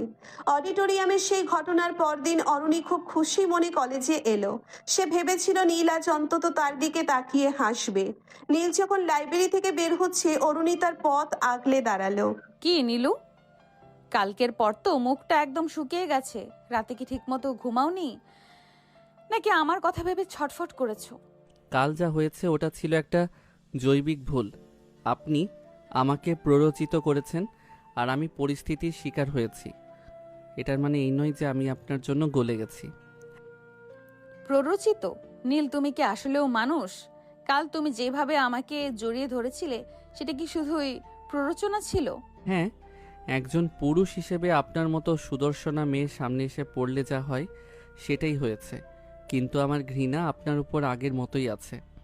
আপনার ওই টাকা আর সিনিয়রিটির দম্ভ আমি কোনো দিনও মেনে নেব না। দয়া করে আমার ছায়া মারাবেন না। অরুণীর চোখের কোণে জল চিকচিক করে উঠল। সে ভাবতেও পারেনি নীল সবার সামনে তাকে এভাবে অপমান করবে। অরুণী নীলের হাত ধরতে গেলে নীল সজোরে হাতটা ঝটকা দিয়ে সরিয়ে দিল। আরেকবার আমাকে টাচ করলে আমি এই কলেজ ছেড়ে ট্রান্সফার নিয়ে চলে যাব। আপনার মতো জেদি মেয়ের সাথে থাকার চেয়ে মরে যাওয়া ভালো। আপনি সব কিছু খেলা ভাবেন। নীল পাত্তা দিচ্ছে না দেখে অরুণী এবার চরম পথ বেছে নিল। সে কলেজের মাঝখানের কমন রুমে গিয়ে বসে পড়ল এবং ঘোষণা করলো যতক্ষণ নীল তার সাথে শান্তভাবে কথা না বলবে এবং তাকে মেনে না নেবে সে কিছুই খাবে না। এভাবে দুদিন কেটে গেল। কলেজ এটা নিয়ে হইচই পড়ে গেল। সবাই কানাকানি করছে। নীল দোস্ত, অরণি আপু তো গত দুদিন ধরে কিছু খাচ্ছে না। ওনার ড্যাডি কলেজে পুলিশ পাঠিয়েছেন। তুই একবার গিয়ে কথা বল না। মরতে দাও ওকে। বড় লোকের বিলাসিতা না খেয়ে মরলে আমার কি? আমি কি ওর ডাল ভাতের দায়িত্ব নিয়েছি নাকি? ও মনে করছে অনশন করলে আমি গলে যাব? ভুল ভাবছে। তখন নীল নিচের ক্লাসে বসে রইল, কিন্তু তার কলমের নিবটা বারবার কাগজের উপর ভেঙে যাচ্ছিল। তার মনের ভেতরেও একটা ঝড় বইছিল, কিন্তু জেদ তাকে উঠতে দিচ্ছিল না। বিকেলে অরুণী সেন্সলেস হয়ে পড়ে গেল। কলেজে অ্যাম্বুলেন্স ডাকা হলো। নীল দূর থেকে দাঁড়িয়ে দেখলো অরুণীকে স্ট্রেচারে করে তোলা হচ্ছে, কিন্তু সে এক কদমও এগিয়ে গেল না। অরুণীকে শহরের একটা দামি ক্লিনিকে ভর্তি করা হয়েছে। অরুণীর বাবা চৌধুরী সাহেব নিজে নীলকে ফোন করলেন। নীল, আমার মেয়েটা তোমার জন্য জীবন দিচ্ছে, তুমি একবার এসে ওকে দেখে যাও। তোমার কি দয়া মায়া নেই? ঠিক আছে, আমি আসছি, আপনি রাখেন। নীল হাসপাতালে গেল, কিন্তু কোনো মায়া নিয়ে নয়, বরং শেষবারের মতো সব চুকিয়ে ফেলতে। অরুণীর যখন জ্ঞান ফিরল, সে দেখলো নীল তার বেডের পাশে দাঁড়িয়ে। অরুণীর ফ্যাকাশে মুখে এক চিলতে হাসি ফুটলো। জানতাম তুমি আসবে নীলু, তুমি আমাকে ছেড়ে থাকতে পারবে না। ভুল জানতেন, আমি এসেছি শুধু একটা কথা বলতে। আপনার এই নাটকের কারণে আমার পড়াশোনার ক্ষতি হচ্ছে। আপনি কি মনে করেন আপনার এই অসুস্থতা দেখে আমি আপনাকে নিয়ে আমি চৌধুরী ভিলার ঘর জামাই হব? কখনো না। আমি আপনাকে ঘৃণা করি আপনার ওই অহংকারের জন্য, আর আজ ঘৃণা করছি আপনার এই সস্তা সিম্প্যাথি নেওয়ার নাটকের জন্য। এটা নাটক নয় নীলু, আমি সত্যিই তোমাকে ভালোবাসি। ভালোবাসা? আপনার মতো মেয়েরা ভালোবাসা বোঝে না। আপনারা শুধু দখল করতে জানেন। আপনি আমাকে দখল করতে চাইছেন আপনার টাকা আর জেদ দিয়ে, কিন্তু আমি আপনার সেই জেদের বলি হব না। আজ থেকে আপনার সাথে আমার সব সম্পর্ক শেষ। যদি বেঁচে থাকতে চান তবে অন্য কাউকে খুঁজুন। নীল পকেট থেকে একটা ছিঁড়ে ফেলা কাগজের টুকরো, যেটা ছিল সেই পুরনো ডিভোর্স পেপারের অংশ, অরুণীর গায়ে ছুঁড়ে মেরে ঘর থেকে বেরিয়ে গেল। অরুণী চিৎকার করে কাঁদতে শুরু করলো, কিন্তু নীল একবারও পেছনে ফিরে তাকালো না। নীল এরপর থেকে নিজেকে একদম বদলে ফেললো। সে কলেজে আসা প্রায় কমিয়ে দিল। সারাদিন মেকানিকের দোকানে কাজ করে আর রাতে একা পড়ে থাকে। অরুণীকে তার ড্যাডি বাড়িতে বন্দি করে রেখেছেন, যাতে সে আর কোনো পাগলামি করতে না পারে। কিন্তু একদিন রাতে নীলের বেসের দরজায় প্রচন্ড ধাক্কা পড়লো। নীল দরজা খুলতেই দেখলো অরুণীর বডিগার্ডরা দাঁড়িয়ে। তারা নীলকে জোর করে তুলে নিয়ে গেল চৌধুরী ভিলার এক নির্জন গুদাম ঘরে। সেখানে অরুণী বসেছিল, তার হাতে একটা চাবুক। নীল, তুমি বলেছিলে আমি তোমাকে দখল করতে পারবো না। এখন দেখো তুমি আমার খাঁচায়। আমি সব ছেড়ে দিয়েছি, কিন্তু তোমাকে ছাড়িনি। চাবুক মারবেন? মারুন, তাতেও আমার মন পাবেন না। অরুণী হঠাৎ চাবুকটা ফেলে দিয়ে নীলের পায়ে লুটিয়ে পড়ল। আমি হার মেনেছি নীল। আমি আর বড়লোক নই, আমি আর তোমার সিনিয়র নই। আমি শুধু তোমার সেই অরুণী, যাকে তুমি বনের গুহায় প্রথমবার আদর করেছিলে। প্রথমবার আমাকে ওভাবে, প্লিজ আমাকে এভাবে দূরে সরিয়ে দিও না। অরুণীকে এত অপমান, এত কিছু বলার পরও সে যখন এভাবে কাতর কণ্ঠে অনুরোধ করছে, তখন নীলের চোখের কোণ এবার ভিজে এলো। কিন্তু সে তার জেদ ধরে রাখলো। সে অরুণীকে টেনে তুললো এবং সজোরে নিজের দেওয়ালের সাথে চেপে ধরলো। আপনার এই নতি শিকারও আমার কাছে একটা চাল মনে হয় অরণি। আপনি আমাকে পঙ্গু করে দিতে চাইছেন আপনার মায়া দিয়ে, কিন্তু আমি ভাঙবো না। নীল আবার অরুণীকে আক্রমণাত্মকভাবে চুম্বন করলো, কিন্তু সেই চুম্বনে কোনো ভালোবাসা ছিল না, ছিল কেবল জেদ আর আক্রোশ। অরুণীও সেই আক্রোশকে আলিঙ্গন করে দিল। কিনাতে নীল অরুণীকে মেঝেতে ফেলে রেখে বেরিয়ে গেল। শরীরটা আপনার দিয়ে দিলেন, কিন্তু মনটা আমার কাছেই রইল। ভালো থাকবেন অরণি চৌধুরী। নীল চলে যাওয়ার পর অরুণী মেঝেতে পড়ে একা হাসতে লাগলো। সে জানে নীল তাকে যতবার দূরে সরাবে, ততবারই সে নীলের আরো গভীরে ঢুকে যাবে। এই অসম লড়াইয়ের শেষ কোথায় তা হয়তো নিয়তেই জানে না।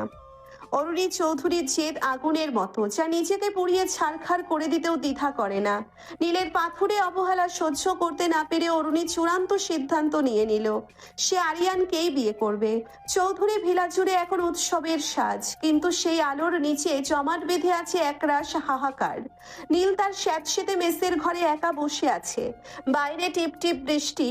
তার টেবিলের ওপর রাখা সেই পুরনো হাড়ের মালাটার একটি ভাঙা অংশ, যা সে বন থেকে কুড়িয়ে এনেছিল। আজ অরুণীর বিয়ে। লন্ডনে সেই গাধা আরিয়ানের গলায় আজ মালা উঠবে। নীল বিড়বিড় করে নিজেকেই বোঝাচ্ছে, ভালোই হয়েছে, আপদ বিদায় হচ্ছে। আমার মতো মেকানিকের জীবনে বড়লোকের রাজকন্যা মানাতো না। ডিভোর্স পেপার তো আগেই ছিঁড়েছি, আজ সম্পর্কটাও চুকে যাক। কিন্তু স্মৃতিগুলো বেইমানি শুরু করলো। নীলের চোখের সামনে ভেসে উঠল বনের সেই অন্ধকার গুহা, যেখানে অরুণী ভয়ে তাকে জড়িয়ে ধরেছিল। মনে পড়ল পাহাড়ের খাঁজে সেই উত্তাল রাত, যেখানে অরুণীর তপ্ত নিঃশ্বাস নীলের সব জেদ পুড়িয়ে দিয়েছিল। অরুণীর সেই পাগলামি, বৃষ্টির রাতে মেসের সামনে দাঁড়িয়ে থাকা, আর লাইব্রেরির সে নিষিদ্ধ রোম্যান্স, সবকিছু নীলের বুকের ভেতর হুল ফোটানো শুরু করলো। নীল হঠাৎ চিৎকার করে মেসের দেওয়ালে ঘুষি মারলো। না, আমি ওকে অন্য কারো হতে দিতে পারি না। ওই পাগলিটা শুধু আমার। বিয়ের লগ্ন শুরু হয়ে গেছে। আরিয়ান শেরওয়ানি পরে বিয়ের পিঁড়িতে বসা। অরুণী কনের সাজে লাল বেনারসি পরে পাথরের মূর্তির মতো বসে আছে। তার চোখের জল শুকিয়ে গেছে। সে জানে নীল আসবে না, আর নীল না এলে তার জীবনের কোনো মানে নেই। সে শুধু জেদের বসেই ধ্বংসের পথে পা বাড়িয়েছে। কাজী যখন আরিয়ানকে কবুল করতে বললেন, ঠিক তখনই ভিলার প্রথম ফটক ভেঙে নীলের বাইকটা গর্জন করতে করতে ভেতরে ঢুকলো। নীলের পরনে সেই পুরনো ময়লা শার্ট, চুলে বৃষ্টির জল। সে সোজা বিয়ের স্টেজে উঠে এলো। আরে, এই ড্রেন ক্লিনার এখানে কি করছে? গার্ডস, একে বের করে দাও। নীল, তুমি এখানে কেন? নীল আরিয়ানের হাত থেকে মালাটা কেড়ে নিয়ে ছুঁড়ে ফেলে দিল। সে অরুণীর সামনে গিয়ে দাঁড়ালো। অরুণী অবিশ্বাসের চোখে নীলের দিকে তাকিয়ে আছে। অরণি চৌধুরী, আপনি ভেবেছেন আরিয়ানকে বিয়ে করে আমাকে শাস্তি দেবেন? আপনি কি আসলেও মনে করেন আপনার এই শরীরে অন্য কারো ছোঁয়া সইবে? যে শরীরে বনের জঙ্গলি সর্দারের আশীর্বাদ আছে, যে শরীর এই মেকানিকের পাগলামিতে অভ্যস্ত, সেটা অন্য কেউ স্পর্শ করার সাহস রাখে না। পুরো বিয়ে বাড়ি স্তব্ধ। নীল সবার সামনে হাঁটু গেড়ে বসলো। তার চোখে আজ আর জেদ নেই, আজ এক গভীর তৃষ্ণা। আমি কোনোদিন বলতে চাইনি, কারণ আমি ভয় পেতাম আপনার আভিজাত্যকে। কিন্তু আজ বলছি, আমি আপনাকে ভালোবাসি অরণি। আপনি আমার সিনিয়র হতে পারেন, বড়লোক হতে পারেন, কিন্তু আপনি আমার সেই জঙ্গলি বউ, যাকে আমি কোনোদিন ডিভোর্স দিতে পারবো না। করবেন আবার আমায় বিয়ে, এই ভবঘুরে মেকানিককে? অরুণী আর নিজেকে ধরে রাখতে পারলো না। সে বিয়ের পিঁড়ি ছেড়ে নীলের ওপর ঝাঁপিয়ে পড়লো। ফুপিয়ে ফুপিয়ে কাঁদতে কাঁদতে সে নীলের বুকে কিল মারতে লাগলো। এত দেরিতে কেন এলে নীলু? আমি তো মরেই যাচ্ছিলাম। কেন এত জেদ দেখালে? কি? চৌধুরী সাহেব এগিয়ে এলেন। তিনি বুঝতে পারলেন এই দুই পাগলের মাঝে আরিয়ান বা টাকা কিছুই টিকবে না। তিনি আরিয়ানকে বিদায় করে দিয়ে ঘোষণা করলেন, বিয়ে আজই হবে, কিন্তু বর আরিয়ান নয়, আমার জামাই হবে নীল। সেদিন রাতেই চৌধুরী ভিলার স্টেজে নীল আর অরুণীর বিয়ে সম্পন্ন হলো। তবে এবারের বিয়েটা ছিল শরীয়তি আর সম্মতির, বনের কোনো জবরদস্তি নয়। বাসর রাতে অরুণী যখন সেই দামি পালঙ্কে বসেছিল, নীল ভেতরে ঢুকে দরজাটা লক করে দিল। অরুণী হাসি মুখে নীলের দিকে তাকালো। কি হলো নীলু? এখন তো আর ডিভোর্স নিতে চাইবে না নাকি? মেকানিকের ইগো এখনো মরেনি? নীল অরুণীর খুব কাছে গিয়ে তাকে পাঁচা কোলা করে কোলে তুলে নিল। ইগো মরে গেছে অরণি, এখন শুধু ভালোবাসা আর আপনি। তবে মনে রাখবেন, আমি কিন্তু সেই বুনো নীলই আছি। আজ রাতে কিন্তু কোনো এসি কাজ করবে না। অরুণী নীলের গলায় ঝুলে পড়ে কানে ফিসফিস করলো, আমি তো সারা জীবনের জন্য তোমার ওই জঙ্গলি গুহায় বন্দি হতেই চাই নীলু। চাঁদের আলোয় চৌধুরী ভিলার সেই ঘরে শুরু হলো এক নতুন ইতিহাস। ঝগড়া, অশান্তি আর জেদের দেওয়াল ভেঙে নীল আর অরুণী একে অপরের মাঝে এমনভাবে বিলীন হয়ে গেল যেন তারা আদিম সেই অরণ্যেরই দুই চিরন্তন পথিক। তাদের এই অসম প্রেম আর পাগলামি কলেজের করিডর থেকে জীবনের শেষ সীমানা পর্যন্ত এক অমর গল্প হয়ে রয়ে গেল।